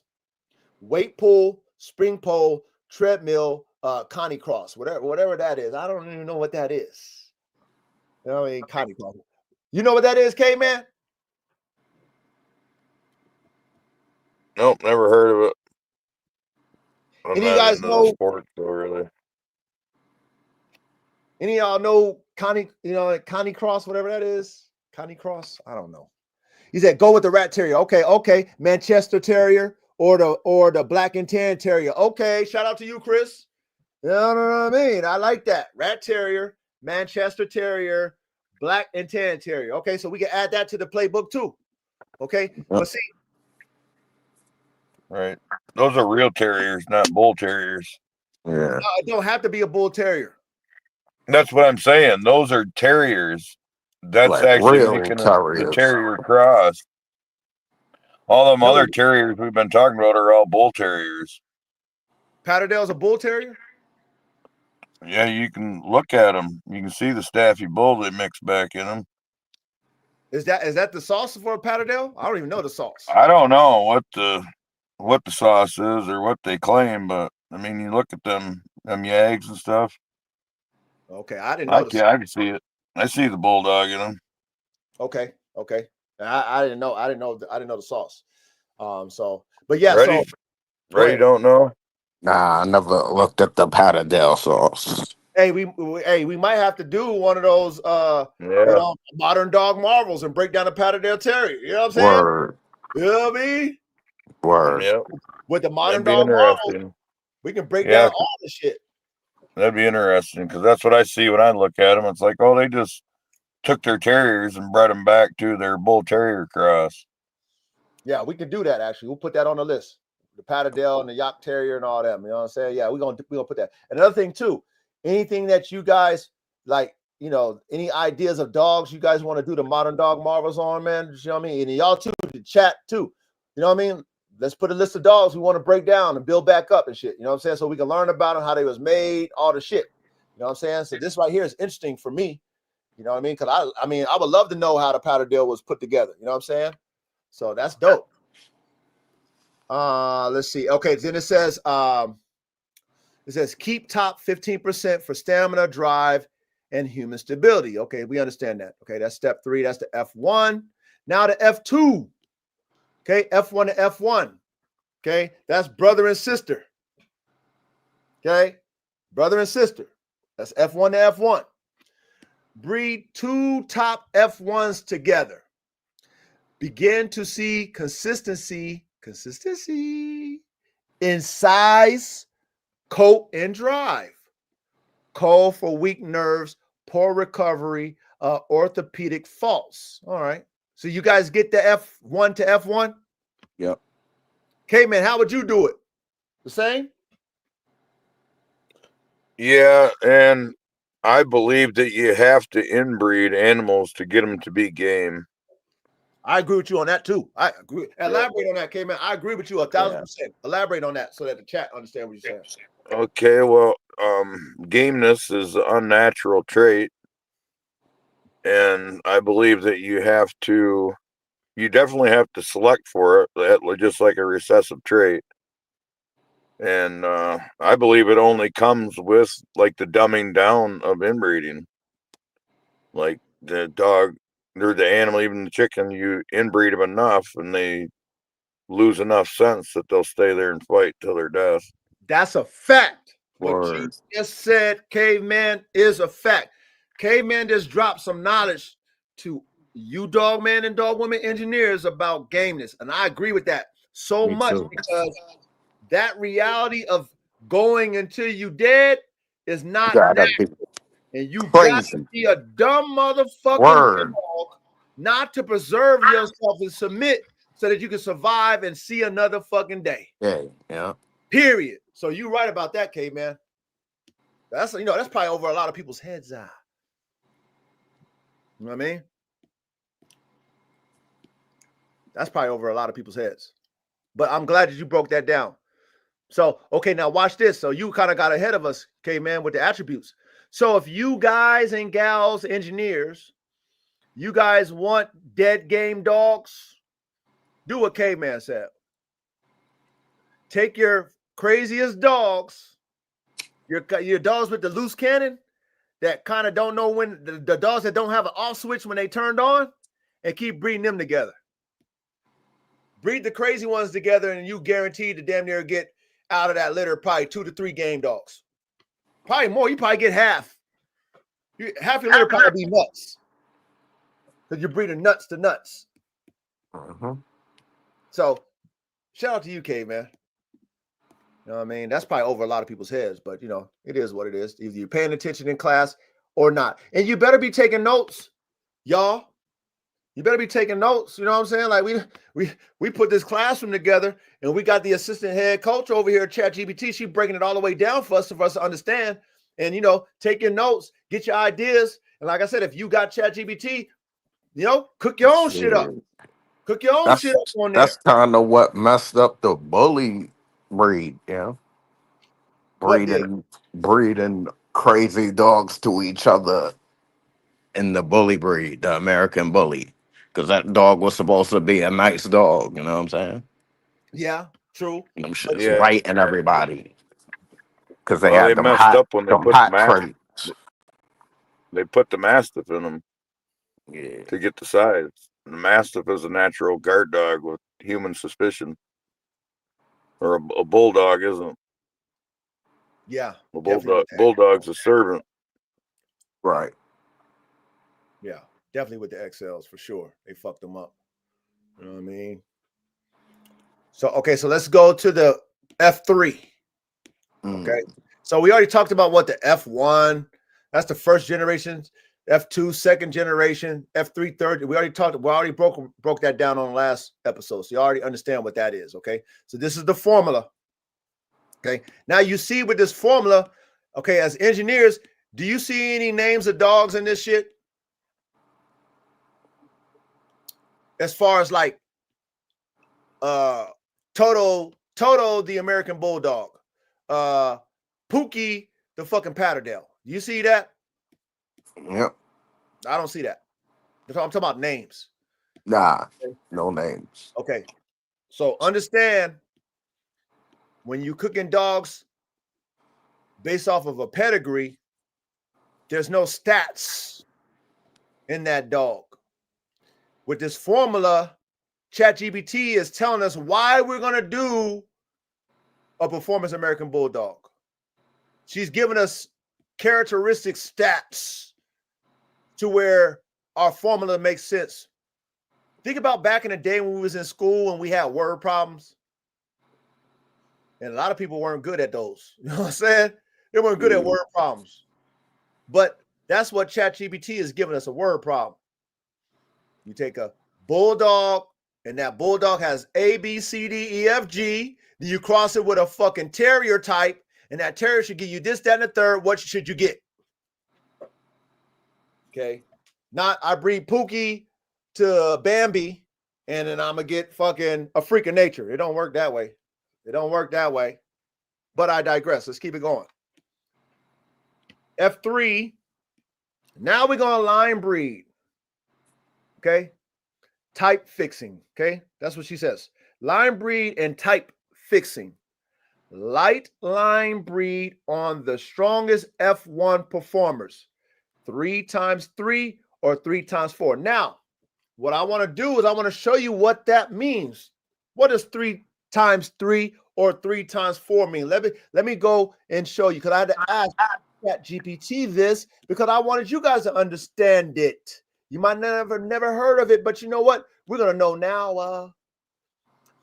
So she says, great question. This is classic line breeding notation used in dogs and horses' pedigrees. Remember we had that class, that master class? Ready? Yep. Caveman, I don't know if you saw my master class with horse racing and dog breeding. That was an awesome class. You missed that one. Yeah, I've seen it. Okay, cool. So I compared dog breeding, performance dog breeding, to thoroughbred horse breeding, and ChatGPT just broke that down for us. How that line breeding and that notation of 3 times 3, 4 times 4 is used in both line breeding with dogs and horses. So what 3 times 3 or 4 times 4 means? These numbers refer to the generations in which a particular ancestor appears on both the sire side and the dame side of a pedigree. Okay. The first number equals generation on the sire side. Okay. So that first number is top, which is the sire. The second number, generation, equals on the dame side. All right. That makes sense. So it gives us an example. And excuse me. Ancestor appears in the third generation. Grandparents on both sides. So you guys follow that? What 3 times 3 means? Yep. Okay. So ancestors appears top and bottom in the third generation. That's what that means. Okay. That means the same dog is a great grandparent twice. Once through the sire and once through the dam. Okay. 4 times 4. Ancestor appears in the fourth generation on both sides. That's a great grandparent shared by both sire and dam. Okay. Why is it used? Line breeding reinforces traits from a strong ancestor by increasing their genetic contribution. 3 times 3 equals relatively close line breeding. The ancestors contribute about 25%. Okay. 4 times 4 equals looser ancestor contributes about 12.5%. Now, okay, watch this now. Remember how we talked about watered down dogs and shit? Yeah. And you know how these, especially in the pit bull community, these individuals talk about, you know what I mean? Let's say, like, I like to use Mayday because he's probably the most recent one. Excuse me, he's the most recent one. How they claim they got Mayday dogs, but if Mayday's not in the third generation top or bottom, It's not Mayday. because if he was in the third generation top or bottom, he's only 25%. Yeah. That ain't shit. I mean, you know, that's a fraction. You know what I mean? That's only a quarter. You about to be right out of there in the next generation. Yeah, he's out of there, right? The well, hold on. In the fourth generation, it says in the fourth generation it is 12.5%. If Mayday was in the fourth. Mm. So how many Dogman today, unless you got close Mayday dogs and you connected to the source, and some people really might have Mayday in the third or the fourth. But how many of these people who claim they got Mayday dogs and they dogs is Mayday dogs got Mayday top and bottom? Did you hear what you heard what the coach said? You heard what the assistant coach told us. It has to be top and bottom. You can't just be Mayday on the sire side. Yeah, ain't enough. In the third generation. It can't just be that. it's gonna be more of the other dog, a higher percentage of the other dog use. Or the other dogs, plural. Or yeah, Yeah, I was gonna say you'd have to be still breeding within his line also, or it wouldn't be.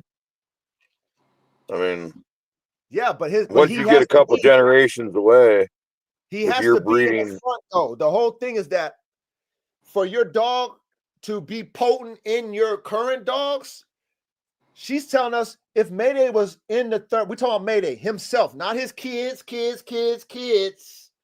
him. Mayday. If Mayday was named great grandparent in the third, top and bottom, he's only 25% influence. I don't believe he's that much.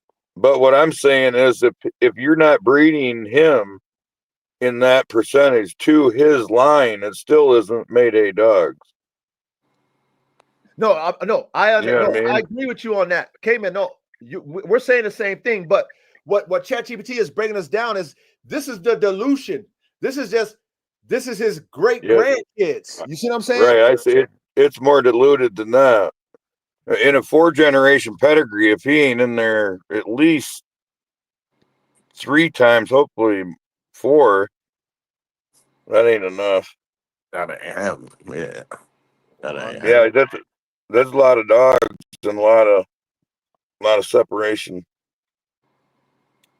Okay. I mean, it fades fast, especially if you're not, like, if you're out crossing, all them other dogs are all out crosses, and he's only once in the third on one side and once in the fourth on the other side.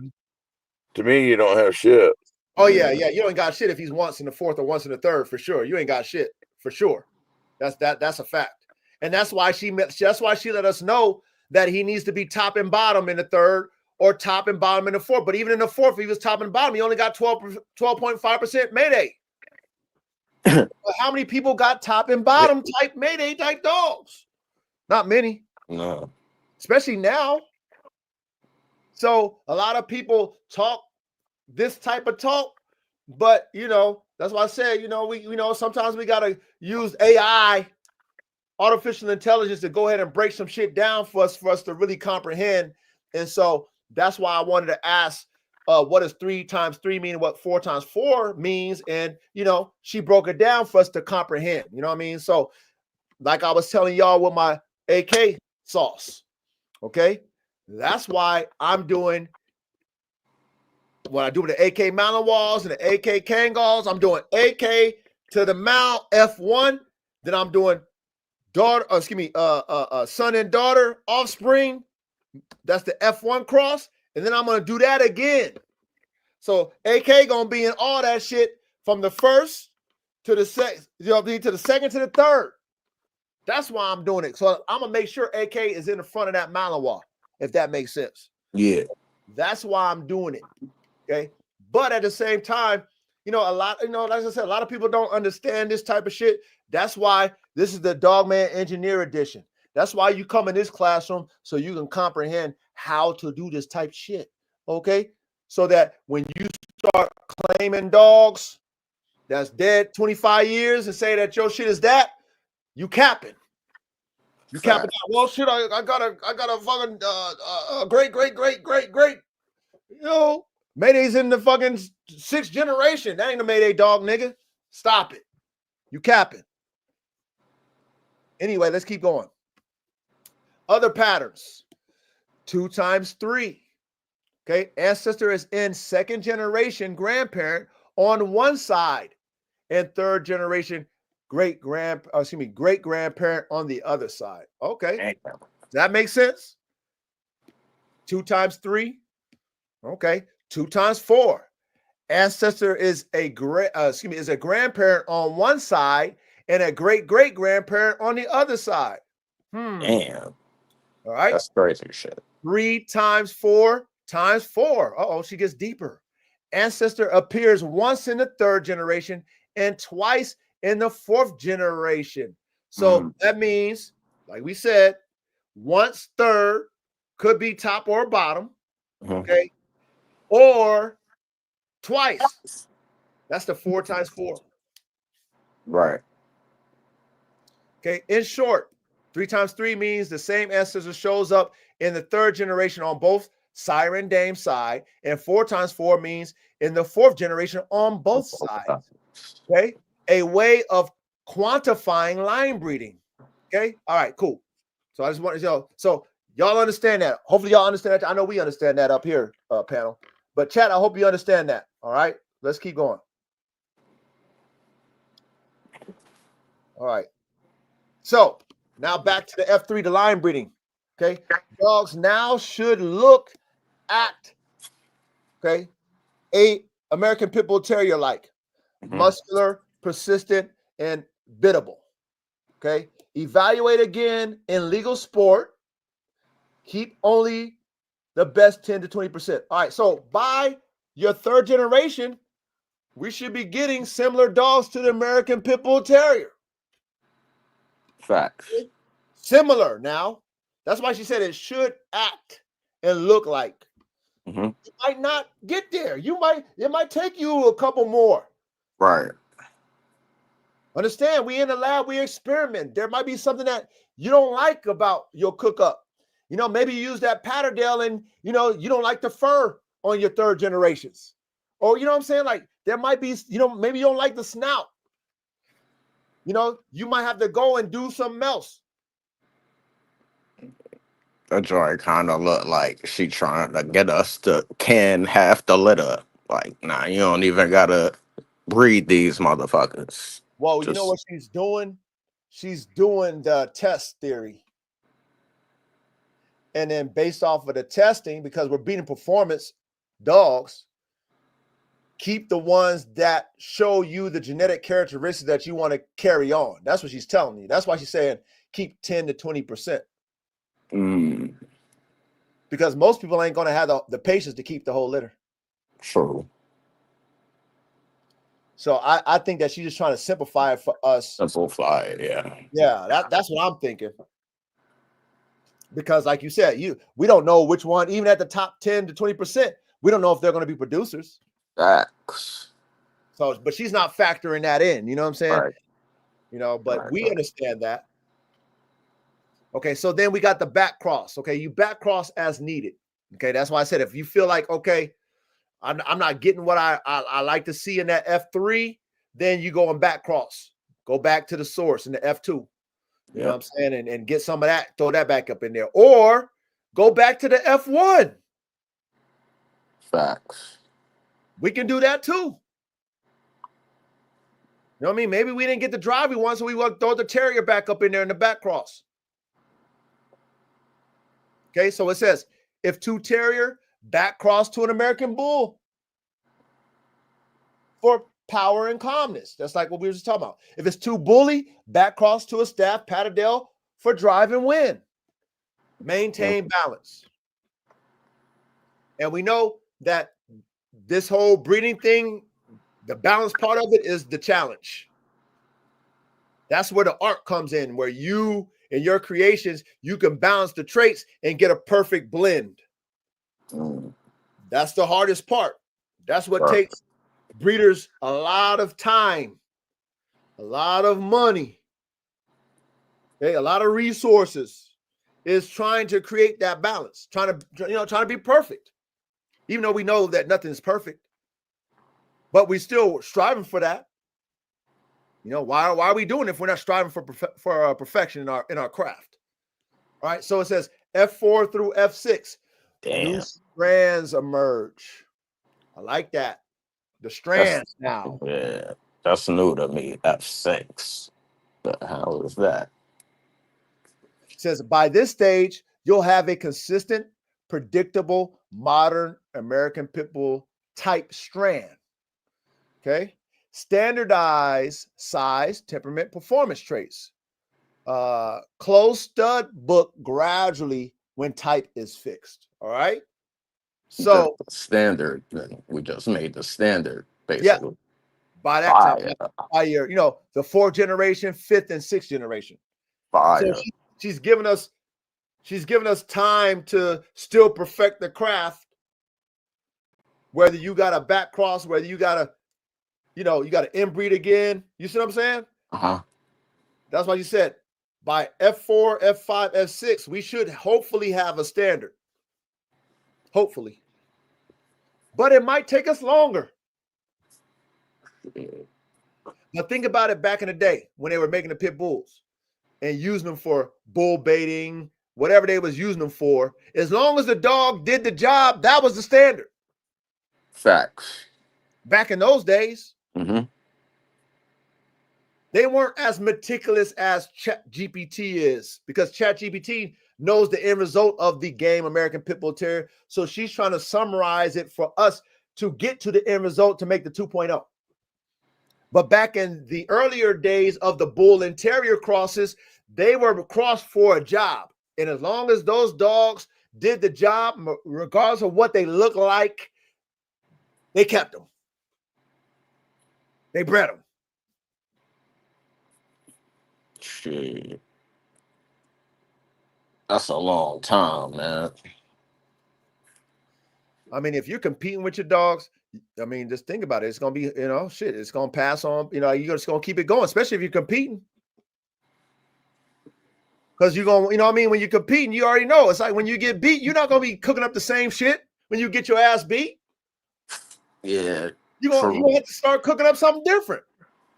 That's why I don't understand 4 to 6. That's new to me. Like, we only go to 3 and then we do it over. No, we only go to 3. But if you think about it, think about, like Caveman said, all the inbreeding that was done with game pit bulls. Mm-hmm.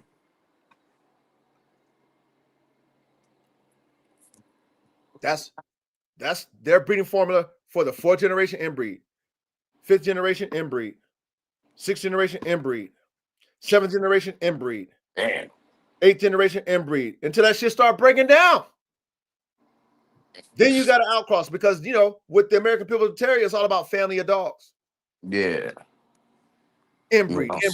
Losing the vigor every time you do it. Every time you lose the vigor. But you know what? Like Caveman said, guess what you're getting? You get more game dogs. Uh-oh. More crazier. More crazy, more one-trick pony type-minded type dogs. Uh-oh. But guess what you lose when you get those super game dogs? You lose ability. Yeah. You lose durability. You lose structure. You lose bite. So now you're like, it's a thin line now. Now it's like, okay, I got these fucking crazy fucking super game dogs, but they lack ability. They lack performance.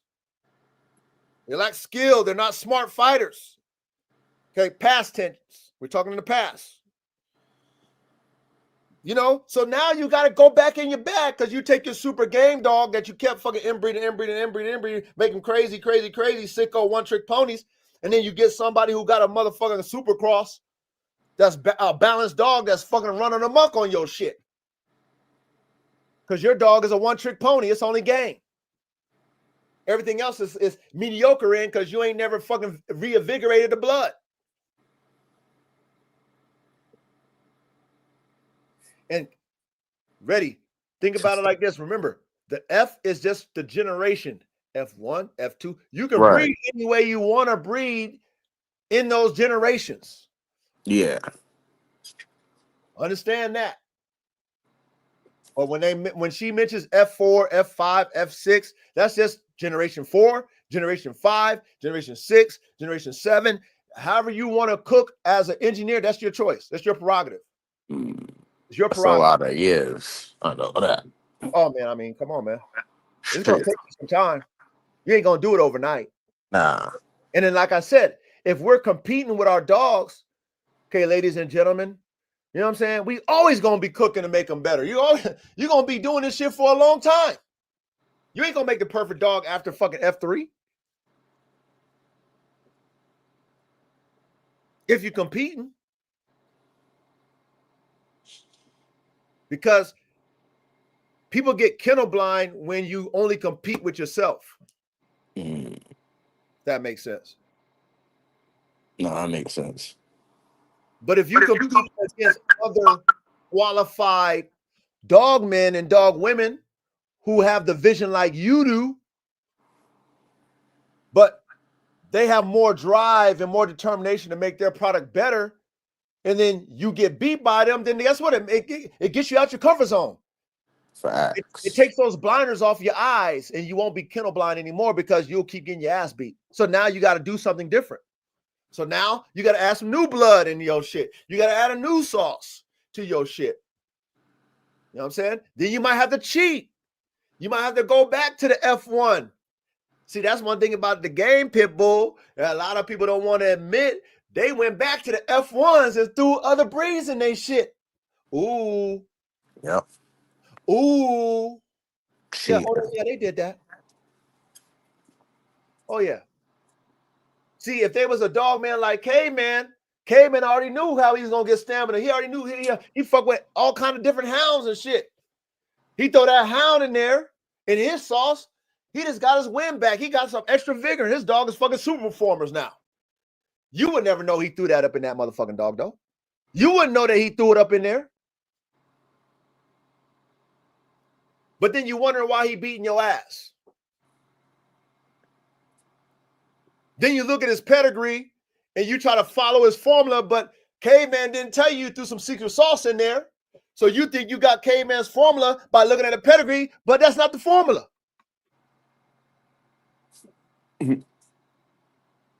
That's what the OGs did in the past. Lying on paperwork, fixing paperwork so that you don't get their sauce because they competing. Making dogs look like they bred to these great dogs when they really weren't. So that you buy them because you believing in paperwork. Then you find out you got a piece of shit.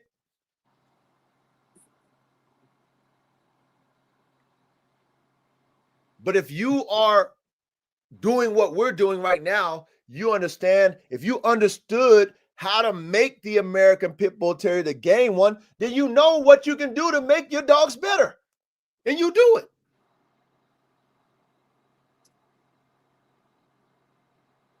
You'll do it.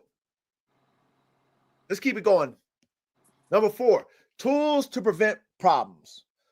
Health testing, OFA, pin hip, cardiac echo, thyroid, DNA for staffy issues, L2, HGA, HC, keep koi, inbreeding coefficient, what's that? Less than 8%? Yeah. Or greater than? Is that greater than or less than? You see that, Ready? Is that a Look like less. excuse me. Okay. So less than 8%, or yeah, less over than 8%, 5 generations. over 5 generations. Okay. Avoid popular sire effect. Okay. This one right here we learned from horse racing. Okay. When you have a stud that is prepotent, like I got AK, and you just breed AK to everything, and then AK is just in and out that pedigree nonstop, we're going to deal with inbred deficiencies or inbreeding depression. Isn't that what it's called, K-Man? Yep. Okay. We're going to deal with that. So we don't want to avoid that. Okay. That's why I have AK. I pray to God that Chopper the Man Stopper, his son, who's a 50-50 outcross production of AK, can be a producer. I pray. I don't know if he got to prove himself. And I pray that Black Hawk, who is AK's son, which is a 50-50. He's not an inbred AK. Y'all follow me on that? Yeah. So even though I got plans to make an AK Malinois and an AK Kangal, I'm never going to be blocked in as far as the popular sire effect, because I'm only doing 3 generations with those and I'm moving on to the next recipe. That's how I'm doing them. And then, like I told you, I'm keeping semen off the F1, F2, and F3. And then maybe I'll blend all those different variances of AKs to each other later on down the line. Maybe I'll do that, but I'll stop there. But that's my formula. Okay. But understand, avoid popular sire effects. So don't get too crazy and overbreed that sire and just have that sire just all through that shit. And then you wonder why you got inbreeding depression going on. Okay. Selection pressure. Okay. Only the best 10 to 15% bred each generation. Right. So that is the common rule of thumb, best to the best. But being that we understand that the best to the best aren't always producers, trust your blood. Facts. Understand that. We engineers. If you have top tier blood running through all your fucking offspring's veins, it might be the one that is not the top tier performer that will be the best producer. We know this as a fact. We understand this. This is what we follow because we are scientists. We experiment with all the genetics because they come from the same tree. And how God designs who produces and who don't, we don't know until we cook with them. That's a fact. Right. Let's move on. Number 5, what made the American Pit Bull Terrier great and how you replicate it legally. All right. Gameness, persistence, testing legal sports that measures stick to it drive. Okay, stick to a drive. Weight pull, wall climb, spring pole hang, and bike Jordan. Okay. Now, Caveman just gave us some game earlier about gameness. Caveman, can you say that to our audience again one more time? How that gameness trait comes about? Yeah, it's a recessive trait. It's a result of inbreeding. Has to be selected for, and basically you're breeding out the will to live. Like I don't think that the animal even recognizes that concept. It's not like they make a conscious decision. They just don't have that flight, that preservation of life. What about the feeling when they get bit? Do they feel that, or they so crazy A lot of that them don't bother them? A lot of them don't. I mean, and you can test them when they're puppies to see who's got the high pain tolerance. Who's got sensitive skin, or who doesn't have feeling, who's got tough skin. But a good pit bull, even if they feel the pain, that just kicks their fight drive in. Right. They get into a porcupine or something, and yeah, it's messy. Yeah. I agree with you on that one. Okay, so you can, if you want that, chat, ladies and gentlemen, if you want gameness, there's a way to cook for that. Dogs that have maximum drive with no off switch. And keep breeding those together. Or like Caveman said earlier, keep inbreeding those together.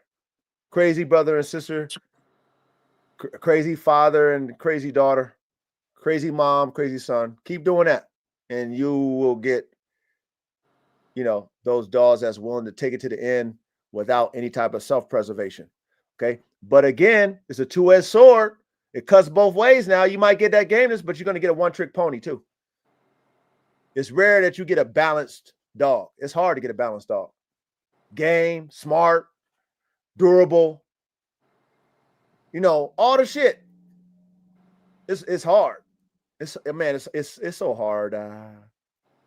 And like I said, for those competitors, they'll tell you that off the top, how hard it is. I'd like to hear the truth about how many dogs some of these career dogmen, how many dogs they had on their yard, and then how many of those dogs were worthy game dogs that proved themselves. It can't be a lot. Oh, the percentage is going to be so low, most people wouldn't even believe it. Yeah, it can't be a lot.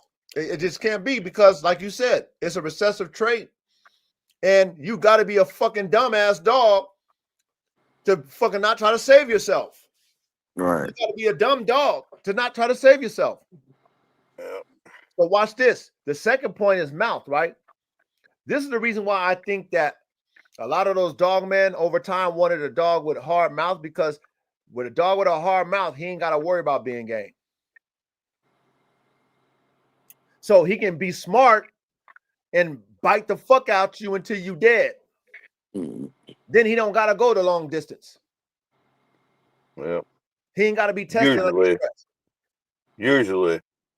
Well, I mean, that's the common rule of thumb. If my dog is biting your It shit. is, but then you run into that dog that knows how to defend itself that you can't get a hold of like that. And it picks you apart. Mm. And that too. Yeah. No, that's what me and Reddy was talking. No one style of dog ever dominated the sport.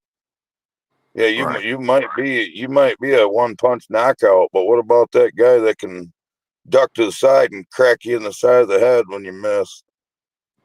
Yeah, you knocked out everybody that stood still, but that guy that could defend It's himself against always that the one encounter. person, man. Yeah. Yeah, Dylan said there's a deep game and then there's dead game. Yeah. Mm.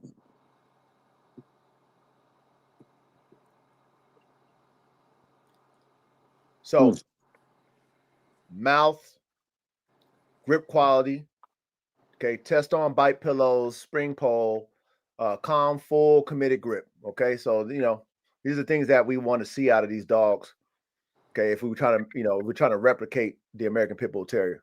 Okay, wind, stamina, recovery, measure recovery after high intense exercises. Okay, that's how we can measure it, but we want to see wind and stamina and recovery. Durability. Okay, we want them to be tough, high pain tolerance. Okay, health, structure, test hips, elbows, cardiac, feet, etc. Okay, anything else that we want to add to what else that would make the dogs that we're creating right now the great replica of the American Pit Bull Terrier? Anything else that we can add to this that she missed? She got gameness. She got win. Oh, okay. Agility. Smarts, brains. Yeah, smart. Versatility. Yeah. Well, I mean, I guess if Versatile. she's adding all that stuff to it, all this, she's already assuming that all this is playing gameness, mouth, win, and durability.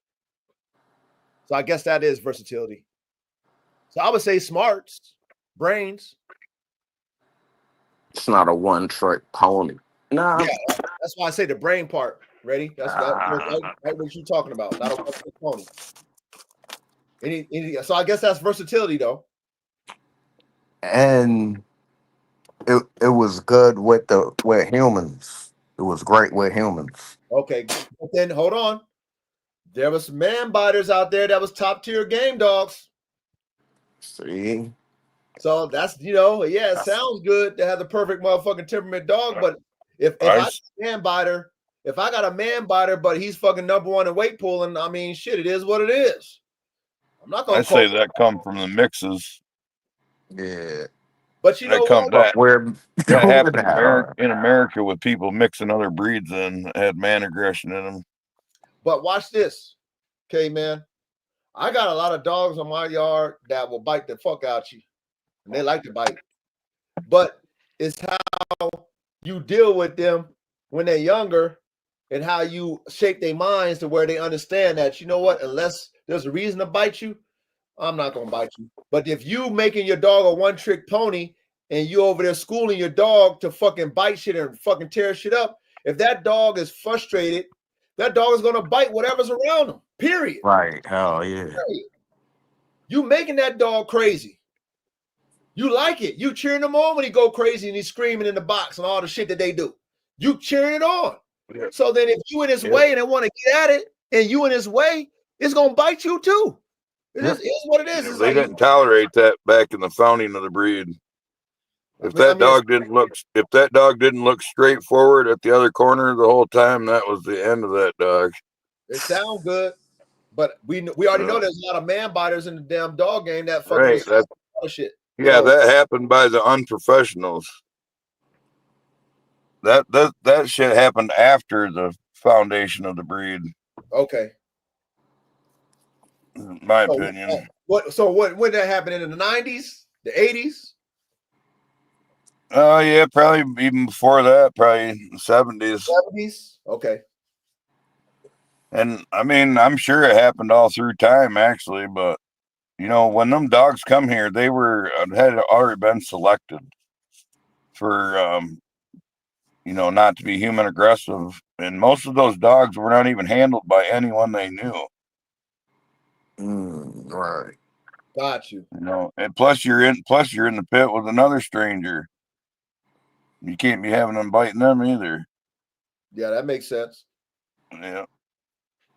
It's Yeah, just like boxing, like heavyweight it was different when pro it was boxing. legal. Yeah. When it went to the streets, things changed. Because there'd be mad people in the box with the dogs while they fighting. Throwing money, betting, doing the bets. They all right there surrounding the dog. Mm, Yeah, So they the gotta man have aggressors. Yeah, the man biters are just poor breeding practices. gotta get the edge, man. I don't, man. You know what? Like I said, I don't know. I have to disagree with you on that one, K man. Well, I mean, if you got a pit, you don't have pit dogs though. K man, I already have my own line of pit bulls.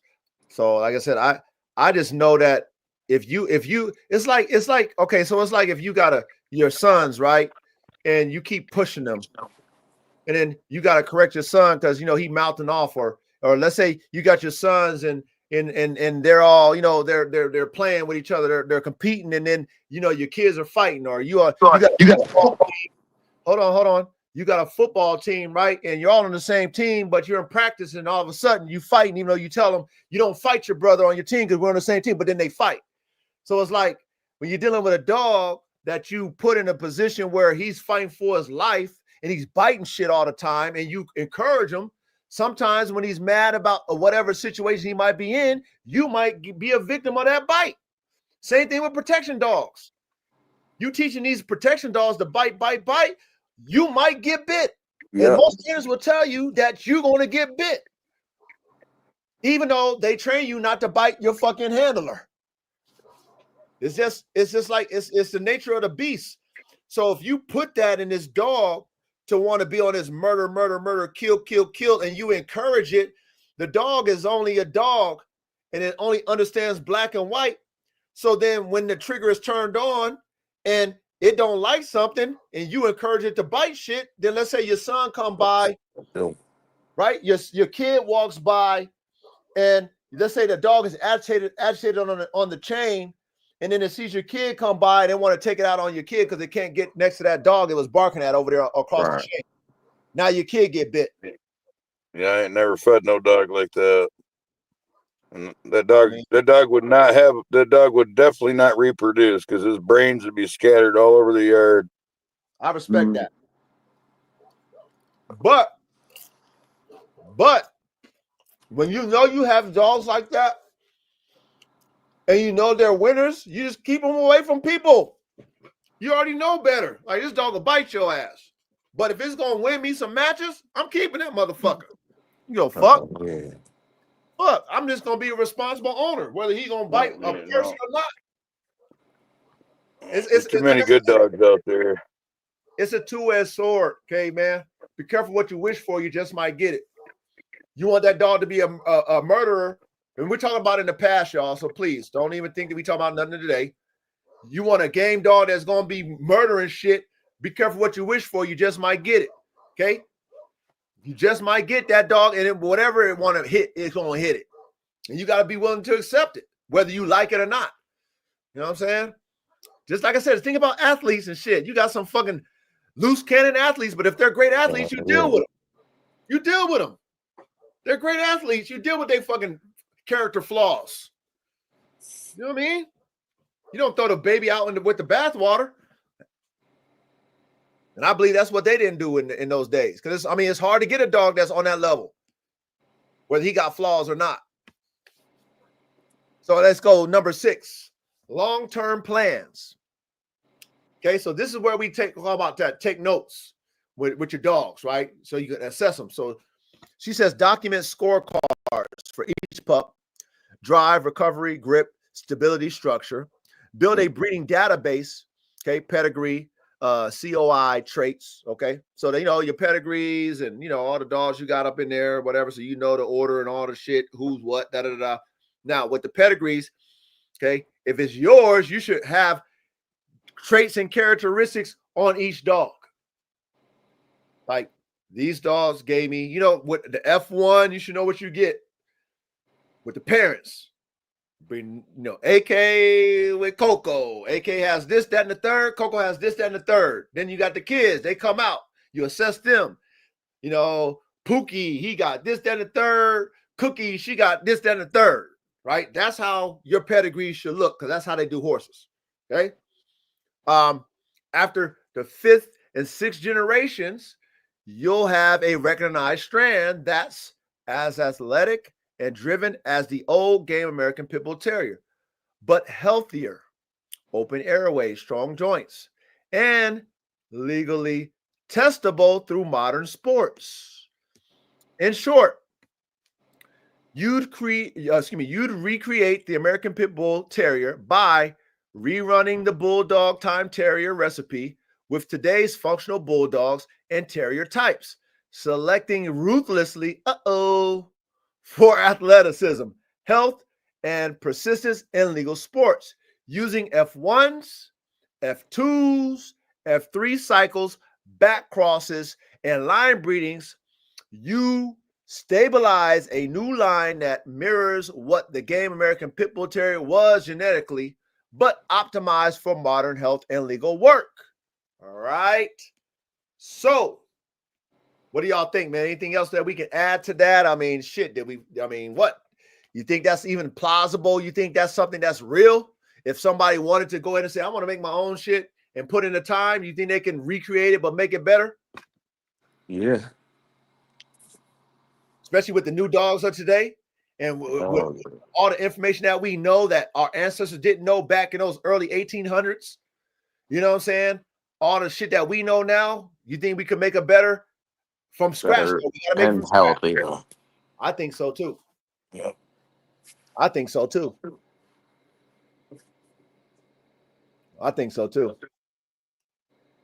Shit.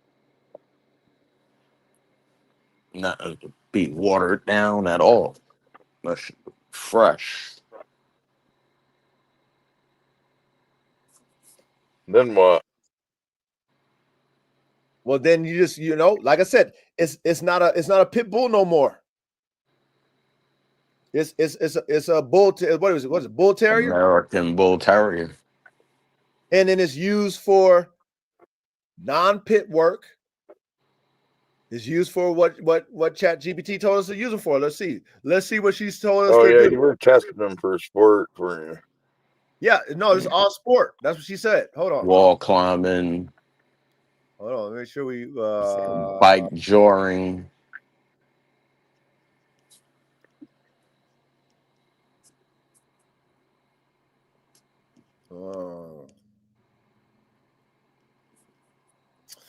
Well, she said she had. Yeah. You were saying it already. Bike joring, wall climb. What's that other shit? That Connie Cross, whatever that was. I don't know. The older I get, there, the go less right there. interested I am in Go up, sport. Coach. 5. It's on 5. It's on 5. Yeah. You passed it. Okay. Yep. There you go. Okay. So, weight pull, wall climb, spring pole, hang, bike jarring, lure. They say lure racing if you want to do that. Treadmill racing if you want to do that. Hog hunting if you want to do that.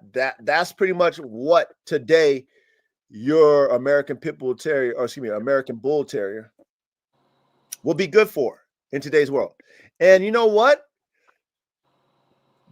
Somebody should probably pioneer this and let the, and to not to disgrace what the American Pit Bull Terrier used to be and was bred for, the pit.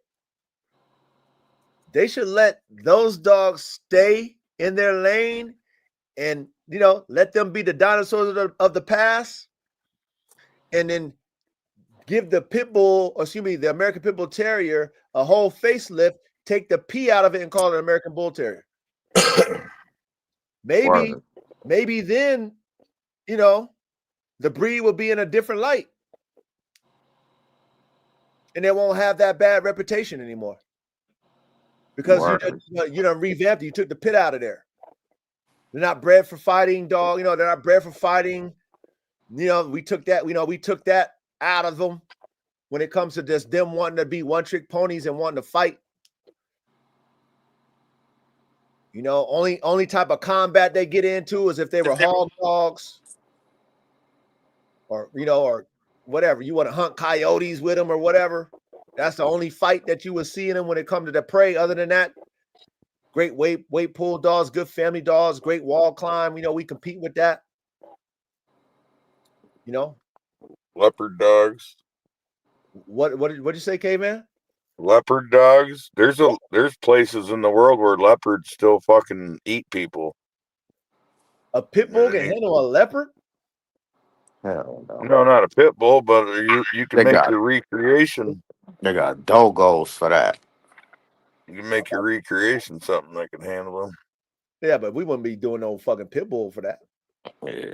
That's what I was saying. I'm just saying, like, for what we're the American Pit Bull Terrier 2.0, what we just cooked up right now, like the drive and all that stuff, the competition, you know, like the whys that we're doing this, the what we're doing and the why. Well, we're trying to create a competition game, dog, but it's game. This is going to be in these type of sports.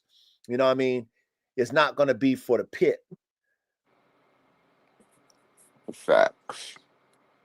Because what I don't understand is, like, the Dogman of today, when it comes to American Pit Bulls, they're cooking up game pit bulls, but they're not cooking them up the way the originals was cooked up. They're not using the same formula as far as the testing and all that shit to continue on and make better dogs, but then they're acting like they're the dogs of those days in the past.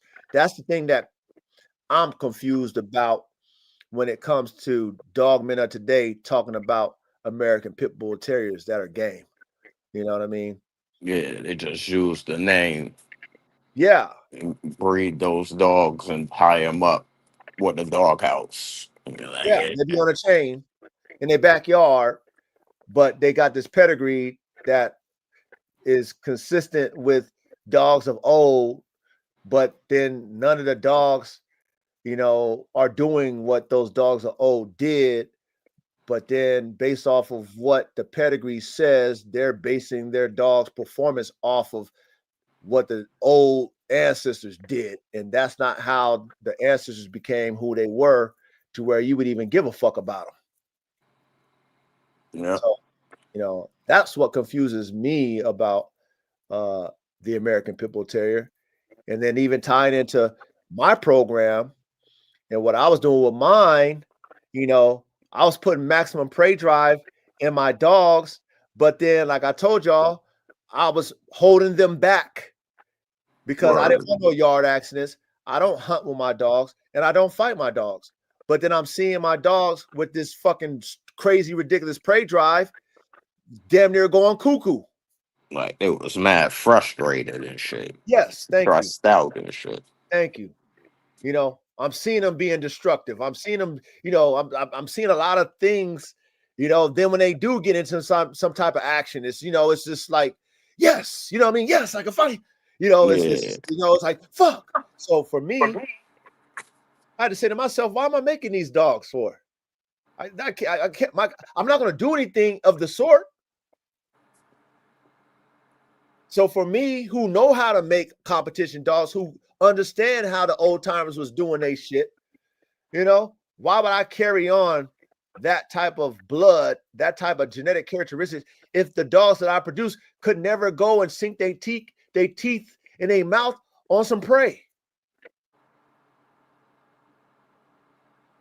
You know what I mean? Like fuck that. You know what I mean? I'm not gonna do the dogs injustice, so I had to go ahead and retire that, like the legendary dogs of the past. They retired. They done. They dead and retired in the dirt.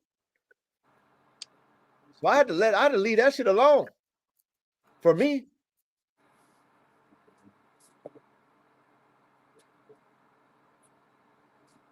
And that's why I also encourage you guys and gals, if y'all want to get into combat sport, man, cross over with the coach. You know what I'm saying? Let's go, come over, fuck with these bull herders. You want some, make some man stoppers. You want some combat dogs? If you got such great pit bulls and shit, your shit's so great, so game, go put them in, come put them with the Malinois or the Dutch Shepherds or German Shepherds. Mix your shit with them and then make some man stoppers and let's see them compete. Let's compete then. That's the arena I'm going in. I told y'all that shit. Because then my dogs can bite something and then it's all good. Word. That's not frowned upon at all. I'm not going to get in trouble for that because I got to train the dogs. First and foremost, them dogs got to be trained. So I just can't have them on the chain and then make them a one-trick pony. It don't work that way when you're dealing with this type of combat. You got to train these dogs. So you got to really put some work in, okay, with these type of dogs, these man stoppers. So if y'all like that shit so much, y'all want to cook up dogs that are combat dogs so much, and you want to brag about your dogs having this blood and this ability and this bite and all this shit, and you want to see it fight, cross over. Come on, cross over. Cross over. You can still use your fucking pit bull blood and come over to this fucking bull herder shit, man. Come over here with me, man. You know what I'm saying? Now let me see what you do in the lab. Now let me see how good your dog really is. Now I want to see how hard your dog really bites. Now I want to see if your dog is the one-trick pony or not. Now I want to see if your dog can handle pressure or not. Now I want to see if your dog really is game or not. Because, see, a man can put more pressure on a dog than another dog can. Yeah. I don't know if you guys know that. I know you guys know that on the panel. Chat, you guys probably know that too. But a man can put more pressure. Okay, hold on. Tony said some real shit. Tony said some real shit right now. Tony said they cringe seeing an American Pit Bull Terrier used for protection. Tony, that's why I'm saying right now, Tony. First and foremost, if you want to compete at the highest level, you got to have a fucking herder. You got to have a herder to compete at the highest level of protection. You got Rottweilers and Dobermans. But at the highest level of protection, what do we see at the highest level? The herders. The herders. Yep. What do the military buy? The military, when they looking for them dogs, they want the best suited all-around dog for combat. They can buy Dobermans. I'm sure they already did before. They can buy all other different breeds and Rottweilers. I'm sure they already did. Been there, done that. They already experimented with all the different breeds. They did that shit in Vietnam. They probably did that shit in World War II and shit. They been did that shit. But why is the dogs the herders? Specifically the Dutch Shepherds and the Malinois. Why is that? Well, it's for a reason. You guys and gals, us engineers. So if I like my combat pit bulls, but I'm trying to take my combat pit bulls and I'm going to cross them over to protection, you think I'm going to whoop a Malinois' ass in that? No. Hell no. I hate to tell y'all that. No. Malinois way smarter. Way more intense when it comes to that man work. Now, you love your pit bulls like I do? You fuck with the Malinois and the Shepherd type breeds like I do now? You like to cook and create in the lab like what we're doing right, like what we did right now? Right now in the lab, we just made us a pit bull right now, 2.0. Okay? Come on, cross over. So that's what I will be telling them, Tony. Let the pit bull be a legend. The legend of the pit. Let them dogs be legendary. Let them boys overseas take that and run with it. The ones that can do it legally. Let them do that. Us in America, we always, I'm not going to say we, that American Pit Bull Terrier community of America, they always talk like they don't condone fighting dogs and all that shit. But they steadily talking about fighting dogs. How does that make sense to me? It don't. It really don't. It don't make sense. You steadily breeding like you breeding fighting dogs. It don't make sense. But then you breeding like you breeding fighting dogs, but you saying they're bred to run up walls and run on treadmills and pull weight. Well, if I'm competing in the wall climb, I'm not breeding my dogs to be fucking fighting dogs. I'm breeding my dogs to be wall climbers. Word. If I'm competing in weight pool with my pit bulls, I'm not pedigreeing my dogs to be fucking fighting dog pedigrees. They're going to be weight pool pedigrees. Right? I mean, don't that make sense? Yep. That makes sense to me who make performance dogs. That makes sense to us who make specific type performance dogs. That's why I say if you want your dogs to still have that combat in them, that fight in them, the gameness in them, where they're actually using their mouth and they have to fight and cross over. You got to cross over. And like I said, Tony, they don't gotta just use the regular pit bulls. You know what I'm saying? You're not going to compete at the highest level using a regular pit bull. Not in the sport, you're not. Yeah, that's not enough. The military ain't buying them motherfucking pit bulls. Police ain't got a bunch of pit bulls on the force.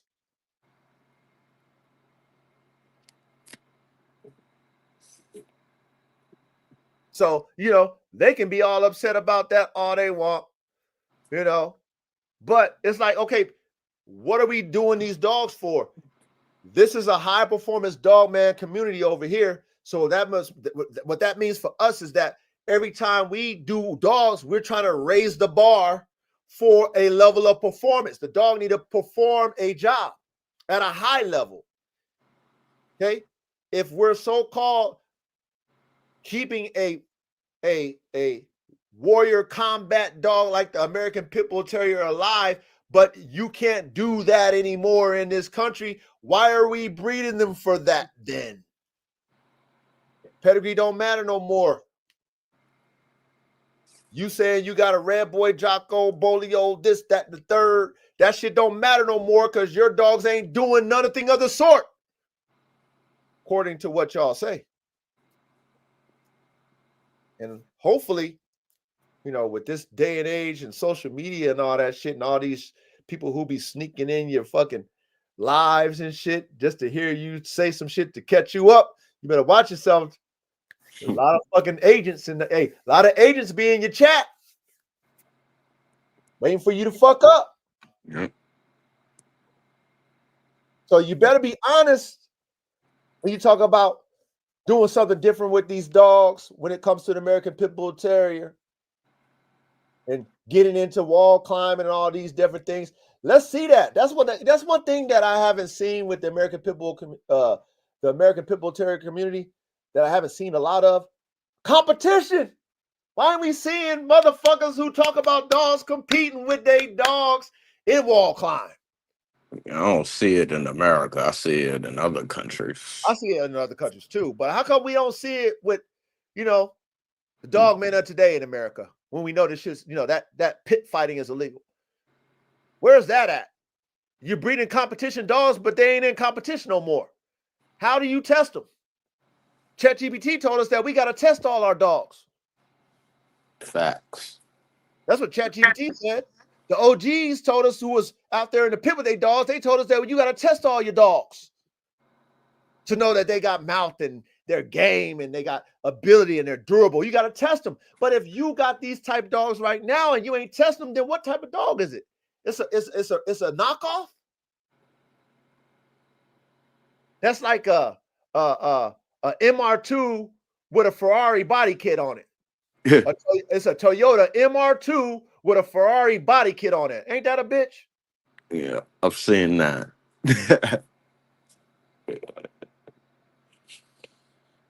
Oh shit. But see, that's the reality of when you really do dogs, and then you really don't do dogs. Two dogs. Yeah. That's the reality of it. Because when you do dogs, you're going to do whatever it takes in the lab. Now, if you do dogs and then you breed dogs, you're going to do whatever it takes in your lab to make your dogs do what you bred it to do. You're going to do whatever it takes because your competition, your last bout, your last match, your last competition, lets you know what you got to be doing in your lab on the next breeding. But if we're not competing, then what you going to be breeding? Paperwork? Papers and shit? Living off the past. Hey, I was listening to Bubba Mex. You ever heard of? I know. K-Man heard of. Hey, K-Man, you heard of Bubba Mex? I don't think so. Okay, he got a show, Bubba Mex. Okay, I think I heard of them. yeah, he's a pit bull guy. I know y'all chat. I know y'all heard of Bubba Mex. They do A to Z. Yeah, Bubba Mex, pit bulls Yeah. A to Z. Okay. Okay, He got yeah. Okay, cool. So you heard of him? He had a interview with I think TNK or something like that. I might be wrong with the name. He did a recent interview with a guy, and they were talking about the dogs of the past and how they wish they would have preserved the ones that they threw away because they said they were so blessed to have so many good dogs in those days when they were, they was really out there doing it, right? Right. And they were so, blessed because, that was, they was out there cooking brand new shit. So when you working that new shit, and you seen it working and you seen what you like, you competing, and let's say your competition ain't fucking with you, the stuff that you say I ain't turning on, all the shit ain't turning on when I want to, all we give them away. So what the brother was talking about, he was like, man, how I wish that I didn't give those dogs that was slow starters away, because the dogs that we had back then are not like the dogs that I have today. You know what he also said too? He said he had a female and he was breeding his family of dogs. And I think he said he didn't like Red Boy Jocko dogs and shit like that. He said that, he was giving this example. He didn't like them or whatever, right? So, but because he had a good line of dogs and, he had a reputation that, he's from Mexico and he's got a lot of people in Mexico from other towns who's into dogs that was like, hey, I'll take them. The cold dogs he didn't want, I'll take them. Right. So he's like, fuck it. Okay, cool. So he sold them to them. And he said they had all kind of dogs. Okay. They had no name dogs. They had certain different lines of dogs and shit. And he said they took his dogs that he didn't like and want and crossed them with their no name or their dogs that he would never breed to, different bloodlines and shit. And he said they took his shit and made his shit better and had champions with him, grand champions. Damn. That's what he said. He said he couldn't believe it. He said, I would never breed with a Red Boy dog, Red Boy Jocko dog. I didn't like them dogs, but fuck, I sold my dogs to these guys. Then they bred with all their fucking different blood and they fucking produced fucking champions and shit, grand champions with my shit. He said, man, I wish I didn't do that. He even said that the dogs that he had back then were better than the dogs he got today. That's what he said. He said he wished he didn't throw them dogs out because they was late starters. Okay. So if you do not test, then I must confess that your dogs are a mess. All right. Okay. If we're breeding performance dogs, high performance dogs, if you're breeding weight pool dogs, I need to see your fucking dogs pulling weight. Right. If you are breeding wall climb dogs, I should see your fucking dogs climbing walls. And then if you're competing at a high level, you're going to be breeding to other motherfuckers, pit bulls, if that's what you got, that are top tier wall climbing dogs. You're not going to be breeding fucking Red Boy Jocko to Mayday dogs. You're not breeding fighting dogs. You bring to that bitch or that male that broke the record for fucking wall climb. Yep. Don't that make sense? Yep. I'm breeding to weight pull champions. I'm not breeding no fighting fucking gang dogs. I'm breeding the pit bull weight champions. Because that's what I'm competing in. So understand, Dogman and Dogwomen, dog engineers, us, pioneer dogmen, okay? We deal with the dogs in front of us.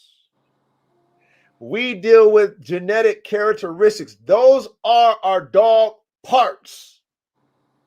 Is the genetic characteristics. I thought of this too. I was thinking about this whole week. My F1s that everybody's been waiting on, I was thinking, I was like, you know what? I'm gonna practice what I preach. I've been doing it. I mean, I got a lot of people that's been waiting, so I might off two of them. I gotta keep my F1s. I can't give my formula away. Yeah. I can't give the world my F1s ready. Hell Hey, no. man, chat. I can't give y'all my fucking formula. We just broke down the formula. Shout out to ChatGPT. If I sell y'all my F1s, you got my formula. Because what's next? What's next? F2. What's the F2? F1 to F1. Isn't that what ChatGPT taught us? Yep.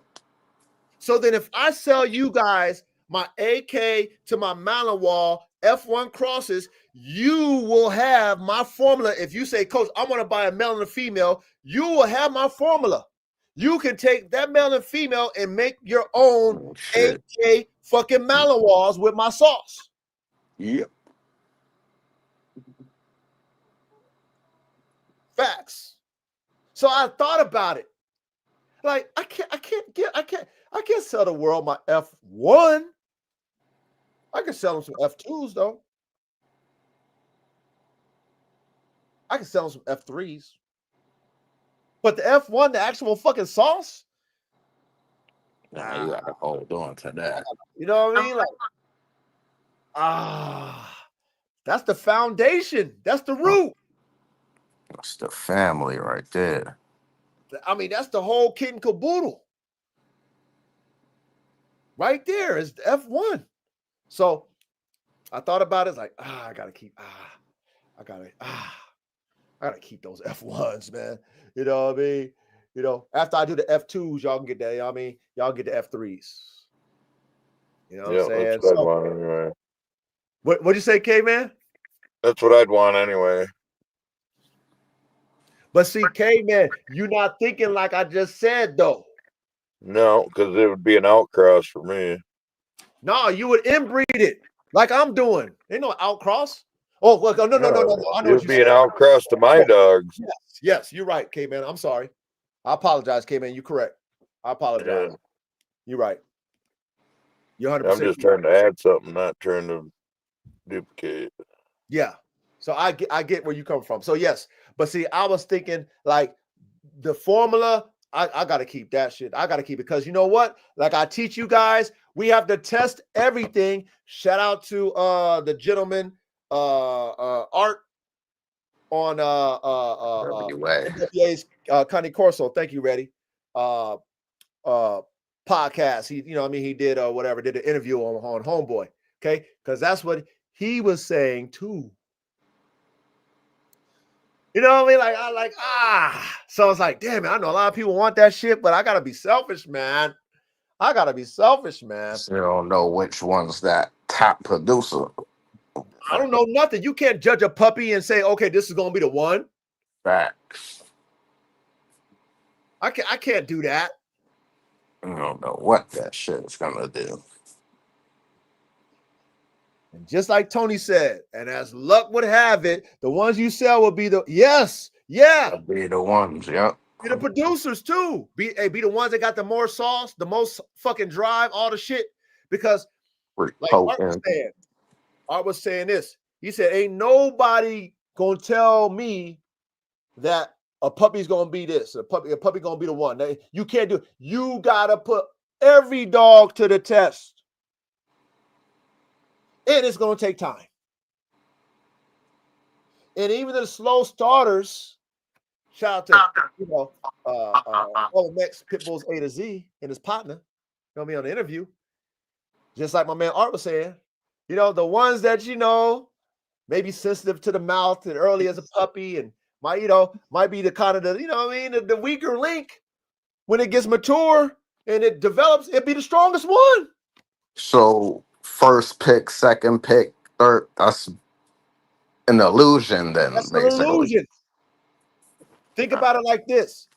If you guys have ever had a litter and ever had a runt that turned out to be your best dog, that's an illusion. Usually, yeah. That's an illusion. The frail, skinny one that might have just wasn't able to get the tit like the other ones. And you're like, oh, that motherfucker. Or he was getting bullied or she was getting bullied by the pack. Oh, this bitch, no, that's a little bitch one. Then that motherfucker get in the right hands and get shaped and molded and become fucking a beast. Like, that's the reality when you really do dogs, right? When you really do dogs, you really assess your dogs, you really train your dogs, you really develop your dogs, you really get to see a puppy grow to a full-grown dog at 3 years old, and you be like, damn it, man, I'm so glad I didn't fucking sell you. Or if you got a breeding program and you take that best performer, he's your top, she's your top performer or whatever, and then you breed with her and they're not producing themselves or better. But then you say, oh shit, I still got the whole litter. Let me try this one over here. She ain't that, you know what I mean? Or he ain't that like the top performer is, but let me breed her. And then, like they say, those cold dogs, some of them be the best producers. Yeah. Some of them be the best producers. How would you know that if you ain't in the lab experiment with your shit? How would you know that if you threw your fucking slow starters in a trash can and gave them away? How would you know that? Another man's trash is another man's treasure. You heard that one before, right? Yeah. So you throw your shit in the trash because you was impatient and you thought you can predict some shit, like you thought you can win the lottery. Then your homeboy say, I'll take it. Then they take your shit, cook it a whole different way than you, and produce some better dogs with your throwaway. How you feeling some type of way? That's why I love listening to OGs who got experience, who be in the field and actually do dogs, and they're humble enough to tell you because they, they're mature, they're wise. They ain't gotta lie to you, they ain't gotta prove to you nothing. Ain't about no bravado. They tell you their mistakes and their regrets. Facts. And then if you a young dog man, they're talking about inexperience in your dogs, and you hear from somebody who has experience and they're telling you about their regrets, how they were just going off of what everybody else was doing. Oh, if the dog ain't this, we only breed that. We only breed the best of the best. We call everything else. Versus the dog man who got a yard and, he just experimenting. You know what I mean? He a scientist. He's experimenting with all this shit like they do with horses. He experiment. Oh, fuck. Yo, you ain't a good performer, but you might be a hell of a breeder.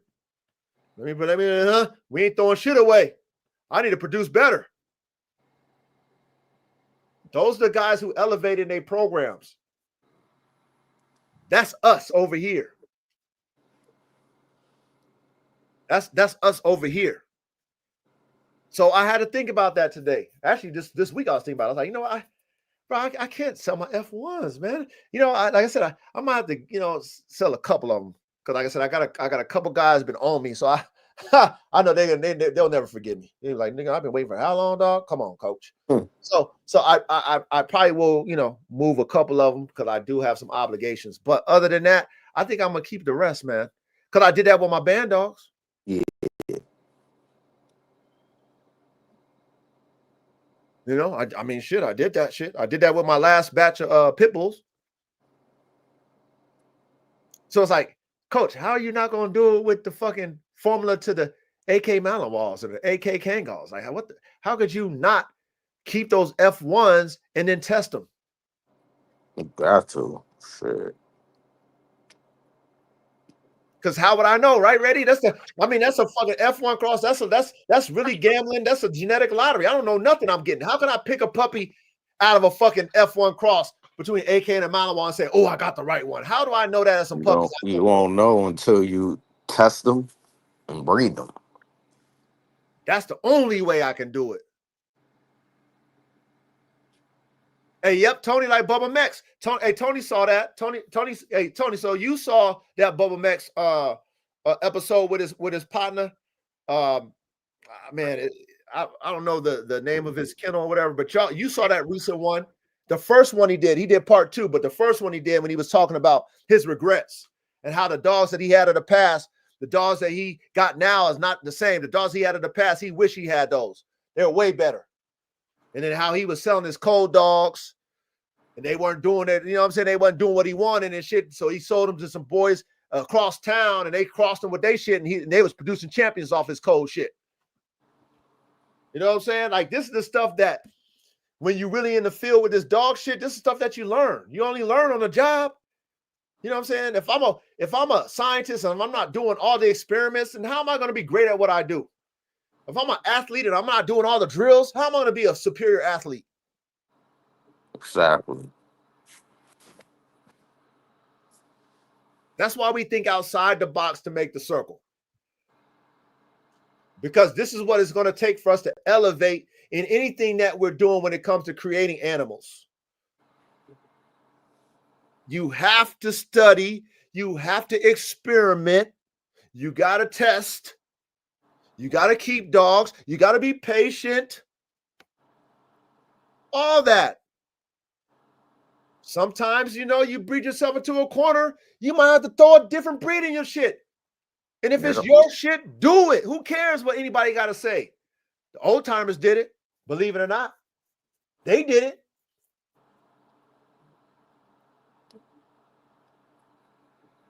So us understanding how dogs are made, us understanding how to make performance dogs, us trying to elevate performance dogs into high performance dogs, we have to have everything in our toolbox at our disposal. And then we need to use them all. Everything. And then we need to cook. And we got to create. And then we got to communicate like we're doing on this live. Yep.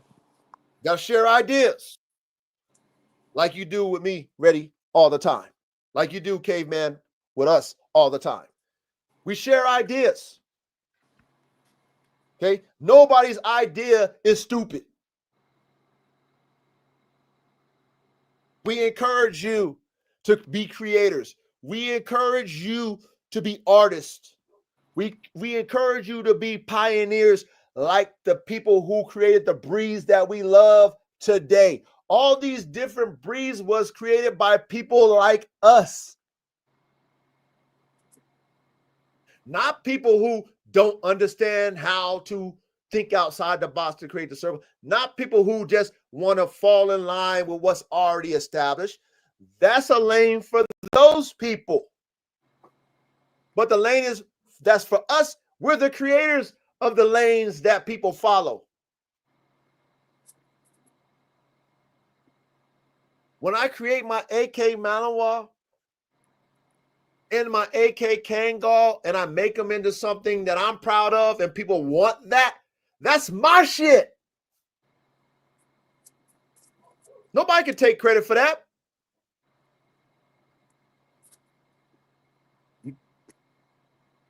That's gratifying to me as a creator. I respect all the dogmen who came before me, who has their breeds and their lines. Respect, because you're doing it. But don't it feel even better for you as a dog man, especially an engineer or a dog woman engineer, when you have your own shit that you created and that people want and they respect you for doing it? Other dog men tell you, wow, that's an amazing dog. You created that? Wow. Respect. Like, you get way more gratification that way. But it's going to take a lot more work and more work 3 times. It's going to take a lot of sacrifice, a lot of blood, sweat, and tears, and blood, sweat, and dog shit. A lot of money, yeah. You just can't do it by talking about it. That's a start. Talk about it. Get an idea. Take some notes. Get you Chat GPT. You know, dig even deeper. You know what I'm saying? You know, buy your first female. First, save your money. Save your money. Buy the best fucking female you can your money can buy you. Okay? Then you go pay for a fucking stud. There you go. You do your litter, you keep every fucking puppy. And then you do your F1 to F1. That's your F2. You know how many dogs you got to evaluate? You say that you keep a litter of 6. You got 3 girls and 3 boys. And you did your F1 cross because you created some shit. Bro, you got your program right there. Right there. With 2 dogs. You got your whole program. That's how it starts. That's how it starts. And then, of course, got to keep putting that working more work. Got to keep doing it. Got to keep experimenting. You know, you're gonna make some mistakes. Shit ain't gonna work. I mean, shit. It's trial and error. But it's trial and error. Ain't nothing guaranteed. We already learned that when you're breeding dogs or you're breeding animals, it's a genetic lottery. We learned that. You paid attention in class. We learned that shit.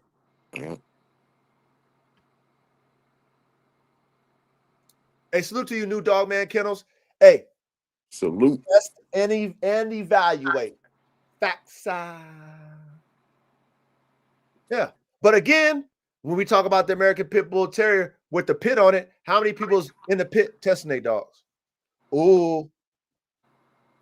None. Or how many people is weight pulling their dogs? Ooh. How many people is wall climbing their dogs? Ooh. How many people is hunting hogs with their dogs? Ooh. Come on now. Come on now. Let's see. I'd like to test mine, but I can't get anybody to climb over my fence. Yeah. Yeah, you need some decoys. Hey, K-Man, this is what I'm gonna do. I learned this from following one of these guys I respect with they mouth. Go get you one of them damn UFC punching damn. I showed you that ready. Get you one of them damn punching dummies and shit that you can punch and kick and put a fucking suit on them and make your dog bite it. That's what I'm gonna get. I know a guy who made a dummy out of clothes, and he used to wrestle around with it and have his pit bull attack it. Okay, well then shoot. That's what I'm gonna do until I get me a damn decoy. You know what I'm saying? I'm gonna make me one. I seen another dude do it that's a good trainer. He does it. You know what I'm saying? He got the dummy, he put a bite suit on it, and he make his dog bite it in certain areas. He trained his dog to bite it and attack it, you know, as if it was a decoy. You know what I mean? Gotta make a scarecrow. Yeah, scarecrow, whatever. You know what I mean? But I mean, there's ways for us to do what it do. But my thing is this. Like I said, if we're making performance dogs, like when I was doing my band dogs, like I told you, I bought all the equipment, all that shit, but I don't let my dogs bite me. And I'm a one-man band. And I already know my dogs can bite. And I know what agitation do. You bag a dog in the corner, it's either gonna fear bite you, or it's gonna just it's either gonna fear bite you, or it's just gonna, you know what, I like to bite, I'm gonna bite you. You know what I'm saying? So I know bite work is not hard to do. Okay. That sport, though, is hard. The shit sit and all that shit, hard. Making my dog want to bite a sleeve, that's not hard. Okay. Now, because I didn't want to do all that work with my dogs, because I don't allow my dogs to bite me, and I'm the only one out here doing these dogs, one-man band, I'd fuck agitating my dogs and biting them. I know that if you had one of my dogs and you did that, they'll bite the fuck out you. I know that. You agitate any dog, they're going to bite something. Period. So, me doing band dogs, that don't excite me anymore because I can't put my product in the military. Military police ain't buying band dogs. For me, this is for me now. So my expertise again, now as I've evolved as a breeder, I've evolved as a dog man, I've evolved as my program has evolved, my DNA has evolved, and I want combat dogs. I don't want my dogs looking at me like, why can't I bite shit, daddy? Such and such getting on my nerves. Why can't I attack them? Hey, daddy, I got a bite fetish. Why don't you let me bite on your hand? Like, when you understand the psyche of your dogs and then what you have in those dogs, you say, you know what? If I have these type dogs that like combat and want to bite, I need to put them in that type of fucking environment where they can do it and excel.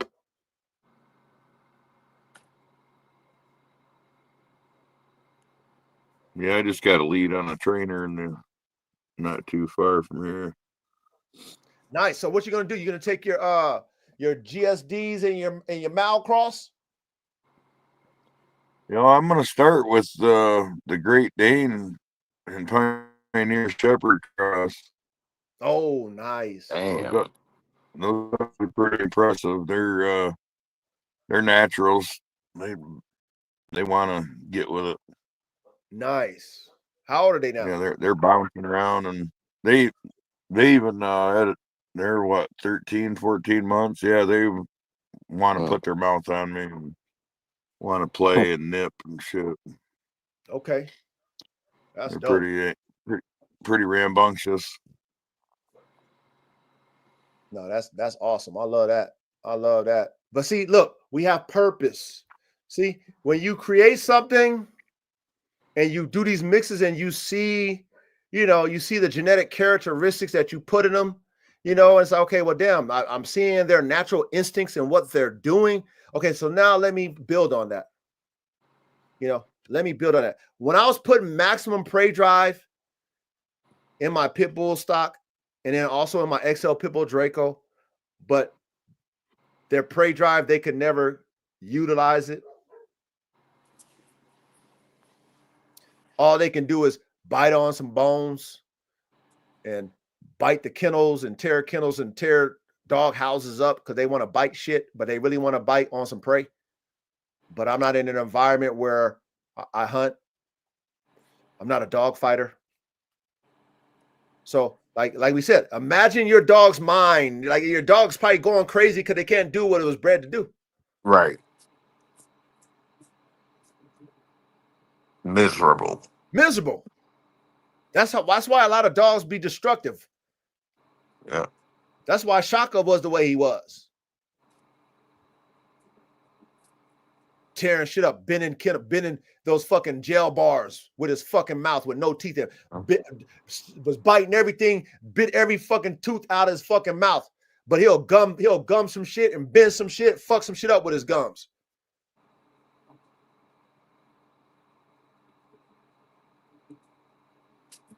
Anytime he get out, he want it.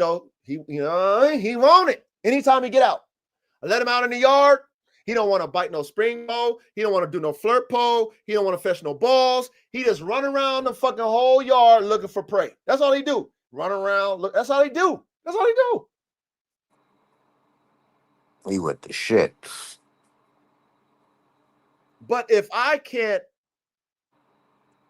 facilitate my dog's drives, why am I breeding them? For what? Just to say I got dogs that can do that? Just to brag about it? Because that's all I'll be doing is bragging about it. Yeah. You know? I got to give my warnings to my fellow dogmen and dog women who buy those offspring. I got to give them the warning. You know, hey, by the way, these dogs got maximum prey drive, by the way. Let you know that. Disclaimers. But that's no fun for me because I can't test them.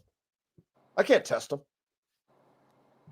So now, ladies and gentlemen of the classroom, it's a shift time. It's a shift. Okay. I invite you, dog man and dog woman. I keep saying this. I want you. I'm sending y'all the invitation right now for us who really want to compete, want to talk shit and swallow spit, all the shit, want to create in a lab. Crossover right now to these bull herders. The boys overseas is already doing it. They winning overseas. Okay. It's slowly catching on over here in the States. We still in the beginning stages. It's still in the infant stages in the States. But them boys overseas has been doing it. You already know they the pioneers and the trendsetters when they come to them shepherd dogs. Oh, yeah. Dogs. Them boys in Europe. Our military get our dogs from them. I mean, everybody, all over the world, they get their foundation dogs over there in Europe. At least the top tier ones they get from Europe. So I love what they doing, and they really working them dogs. They really got warrior combat dogs really biting shit, fucking shit up. But they fucking man up, though. But they're controlled, though, too. They're not one-trick ponies. They got to be disciplined. They got to have obedience. They just can't bite indiscriminately. You just can't keep a dog like that on a chain in your backyard. I don't know.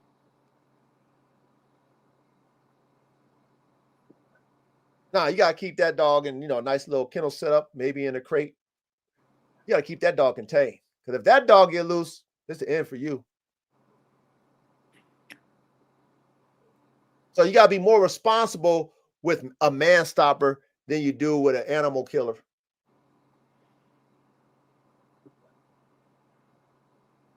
And guess what else we going to be able to get when you make top tier type dogs?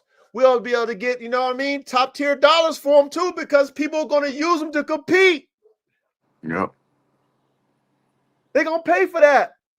Ain't going to be no $250 dog, no $500. No, people crying over $1,000 for a dog. $1,500 for a dog. Ain't none of that no more when you're dealing with them type dogs. Nah, not when you're competing and you winning. You want the best shit to compete with. You're going to pay for that. Just like it was with the American. Just like the horses. Back in the day. And the horses, but just like it was back in the day when you was buying those competition dogs for the pit. You're going to pay top tier dollars for a pit dog, a real one. You ain't paying no $500 for no real pit dog off no champions. But, what you going to pay for one now that's not in the pit? You know what I mean? You just going to pay for it because the blood say what it is? What you going to do with it? If the blood say it is, but you ain't doing nothing with it, why am I paying that money for it?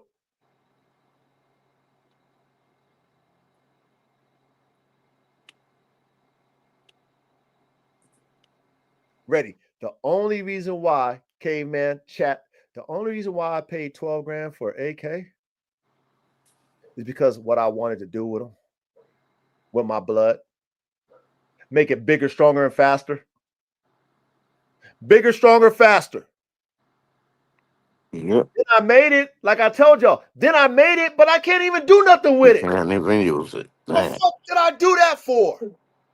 It's a fucking waste. Bigger, stronger, faster. I got Black Hawk. He want everything and all the action. Thank God I got him a pacifier, like I got his daddy. One thing that AK passed down to his kids is that fucking fixation to bite shit. So guess what? He's not destructive.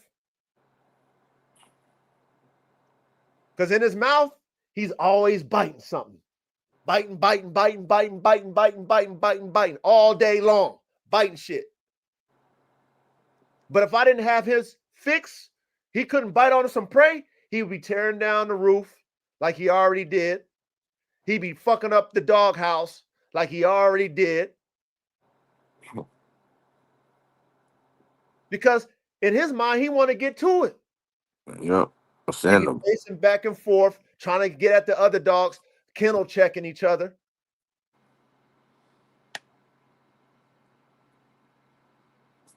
So now I have a way to give, my future dogs an outlet.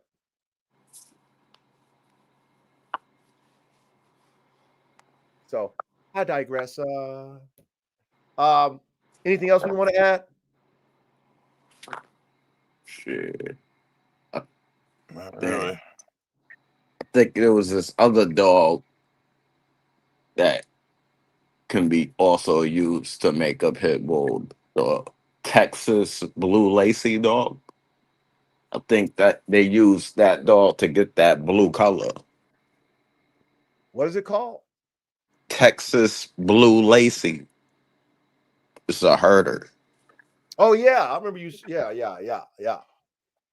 Yeah, you got certain pictures of the dog look like a pit bull. Normal. Did you find out what that cross was?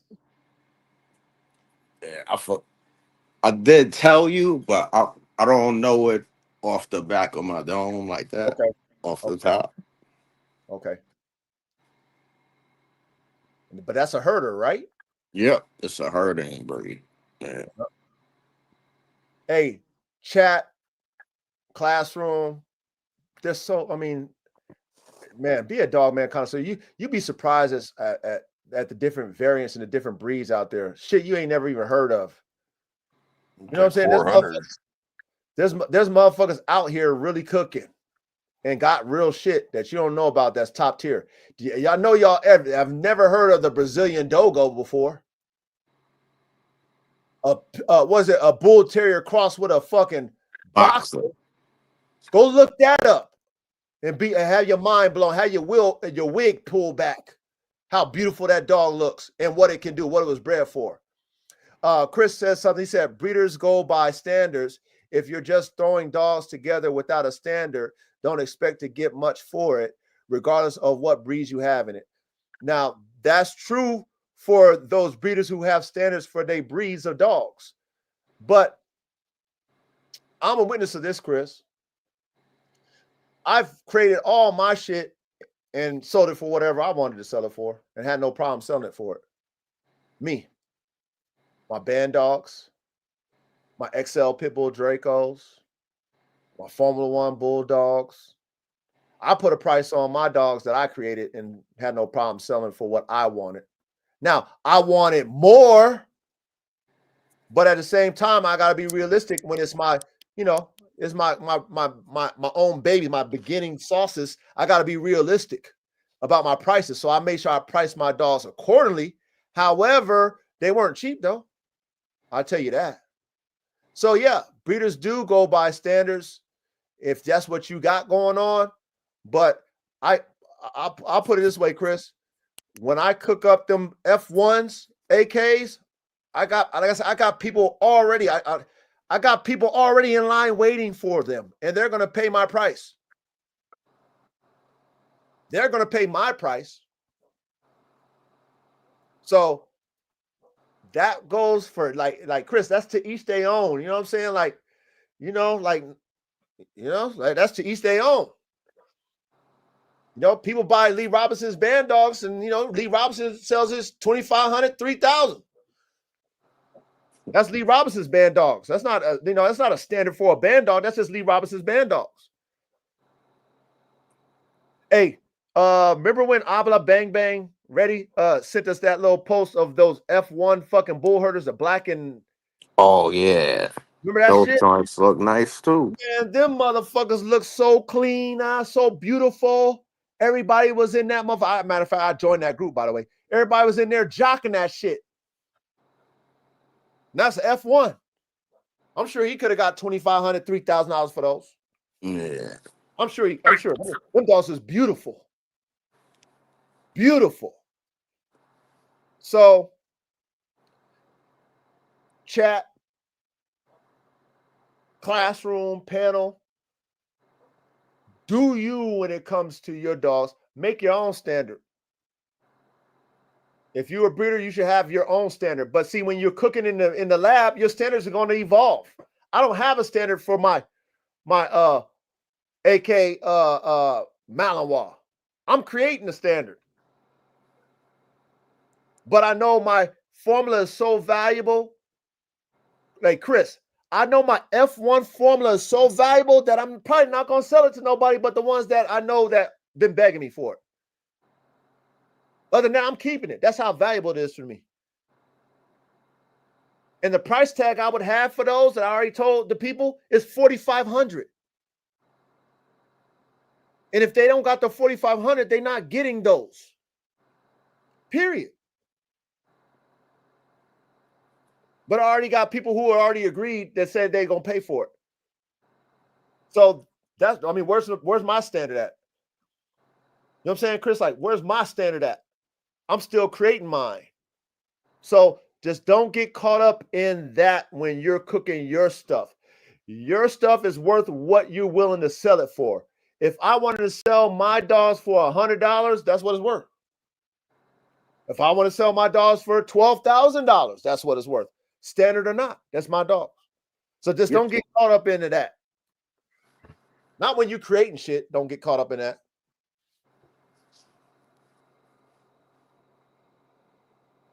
Because then you'll never get what you want. That's a fact. You'll never get what you want. So, you know, don't sell yourself short when it comes to your creations. You know what I mean? Especially if you spent a lot of money on your dogs, you got a real program, you got some real sauce. You know, the people who respect your sauce will pay for it. I mean, I shit, that's that. You know what I'm saying? Like, I would have loved to have gotten 12 grand for an AK offspring, but I mean, I knew they wasn't gonna pay that. They're not me. So instead, I sold them for $4,000 to $3,500. $2,500 at the lowest.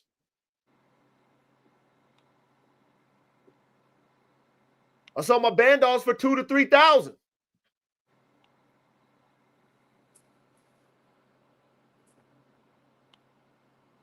When I had my Frenchies, I mean, shit, I don't want to say, I mean, I sold them for a lot of money. But I made my own prices. And got it. So, I think we done hit the nail on the head tonight. I think we done hit the nail on the head tonight. Okay. Go back. If you guys didn't catch everything, man, great classroom. Go back. You know what I'm saying? Look at the screen, read ChatGPT. If you can't follow my narrative, I'm sure you can, but read the ChatGPT. If you want to cook up your own shit, we just figured out how to make the American Pit Bull Terrier 2.0. You can make a shit from scratch right now. And make a better one. And healthier. And healthier. More vigor. More vibrant. More vibrant. We got better terriers than they had in the 1800s. We got better bulldogs. We got all kind of other variants, like Caveman was talking about with certain hound dogs, and there's all kind of different variants that you can add to your sauce to get the same result in performance and a similar phenotype as the American Pit Bull Terrier. Because just like Reddy said, y'all probably would have never thought to take a bull terrier to a boxer and you can get a fucking pretty ass goddamn pit bull lookalike. You probably would have never thought about that, because I never thought about it. But them boys and gals in Brazil did.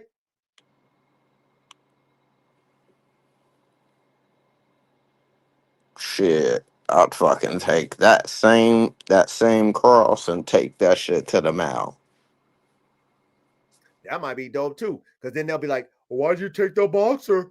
You know, like a lot of people would ask me, like, why did you add the boxer to the band dog? I said, well, first and foremost, that came with my foundation band dog. Red Bull. That's who he was. Neapolitan Mastiff German boxer. That was their sauce. So they had their reason. And you know, shit, Red Bull legendary. You know, Red Bull produced me AR-15 and Nina and all that. I mean, shit, I got some good shit off of Red Bull. So I was glad that I got that mix. I probably wouldn't have thought of it. You see what I'm saying? Just like what you were saying, Reddy, about that Brazilian dogo. I probably would have never thought about that cross. Sure. But somebody's imagination did. And wow, what a fucking dog. Wow, what a dog. Y'all check it out. Reddy just put y'all up on game. He put y'all up on game. He put me up on game. When I saw it, I was in awe. Dog looked at me. You wouldn't even tell that it was crossed like that. Dog looked amazing, beautiful. And it's a real worker too.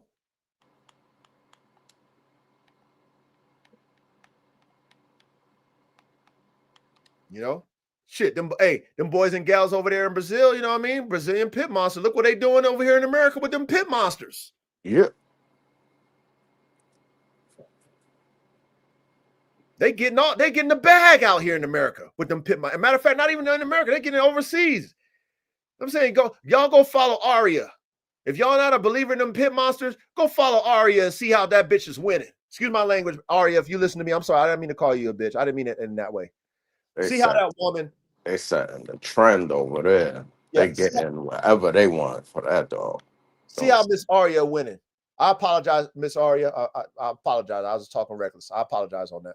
But winning, Charlie Sheen, winning, and that's their creation. That's their sauce. You know what I'm saying? They pioneered that shit over there in Brazil and brought it over here and getting the bag. That's why I love being an engineer. Because when my hard work is done, I would like to get paid for it. Why not? I done put so much of my blood, sweat, and tears and money into this shit. I'm in debt with dogs. I sure would love to get my investment back and maybe then some like they are. Why not? Shit. Right now it's a labor of love. It's an expensive hobby. That's all it is for me. But I sure would love to see the grass that's greener on the other side. And I hope that you guys and gals in this dog game with your breeding program, I hope that you guys will want to see that too. I hope that you guys work towards your goals, your visions, work hard, sacrifice, keep going, stay consistent, and achieve that level. Tap into other dogmen and women who are doing what you're doing. Listen to them. Follow them that are doing it so that you can be motivated and inspired for you to do the same.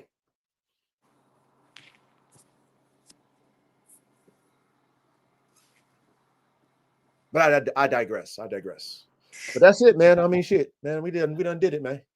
I'm looking at some other bull terrier boxers. Nah, they don't.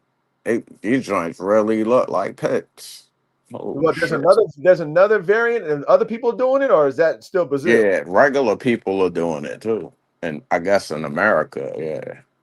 Wow. Joints look like pets. Wow. They got like that brown and white from the boxer color, I guess. Yeah. Okay, the color. And the rest of it just look like a pit bull. Like the head, the ears. I bet you they got like a super tuck, and they got that big rib cage, because that's one thing about the boxer. They got the big rib cage, and they got that super tuck. Yep. So guess what you're gonna get from that big ass rib cage? More wind, more stamina.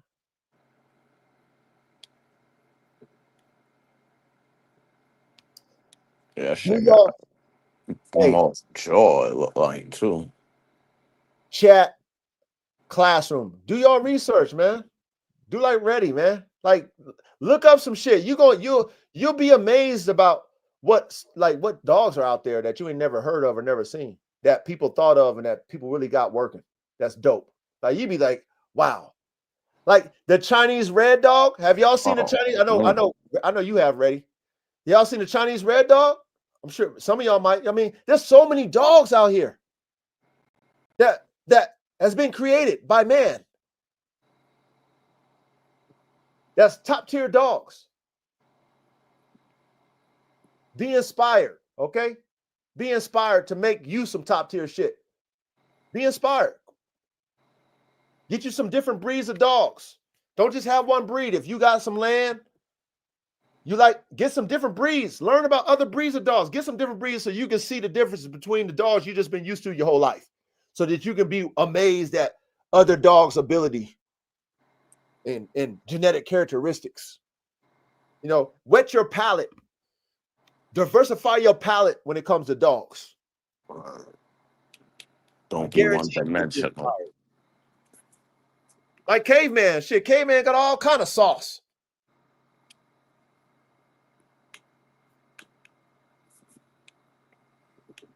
But I digress. So, all right, chat. Let me give everybody a shout out, man.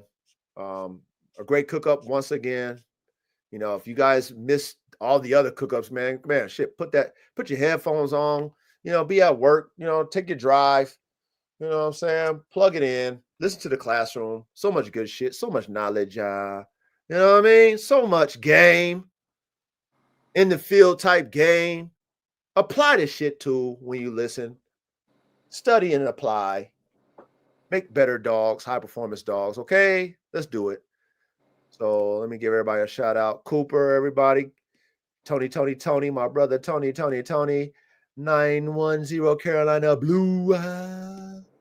Hey, Carolina Blue, I still want to thank you for telling me how much old Chico Lopez had AK-47 chopper to double XL Pitbull freaking nature in his mouth. And he had it in his post. And he was calling him, you know, oh, this is a fake dog, this piece of shit dog. But then I got a whole bunch of followers off of that. So thank you, Chico. Carolina Blue told me that, by the way.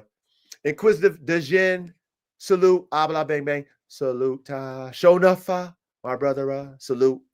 Who else we got? Functional Focus, my brother. Salute. Who else we got? The Council, my brother. Can't wait for September 11th, man. Looking forward to meeting you, man. Get home. You know, I mean, it's great.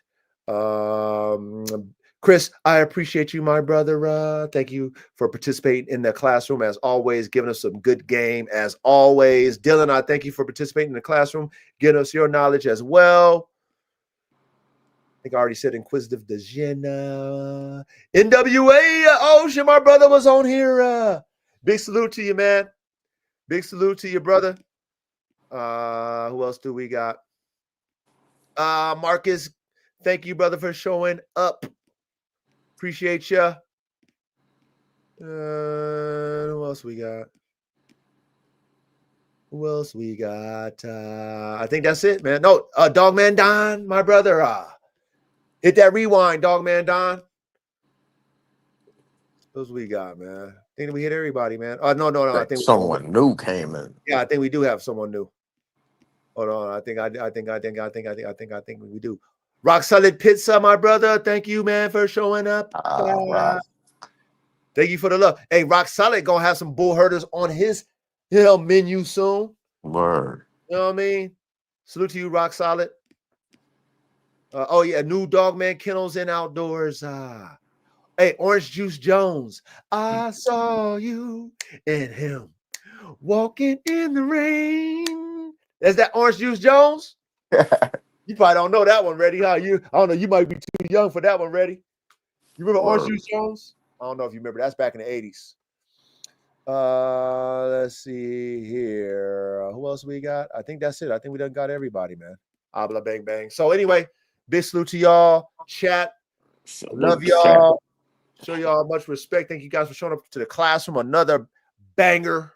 Another one we can drop the mic on. You know what I'm saying? Just pioneering. That's all we doing. We pioneering this shit. Everything we doing is ours, fresh, brand new type shit. All for the Dogman engineers, dog women engineers. This is our classroom. It's our classroom. It's here to stay. We're gonna keep elevating these high performance working dogs. You know what I'm saying? Shit. Next week we should probably do Modern Dog Marvels, the Malinois. The Malinois and the Dutch Shepherd. We should probably do that one. You know Yeah, that'll be cool.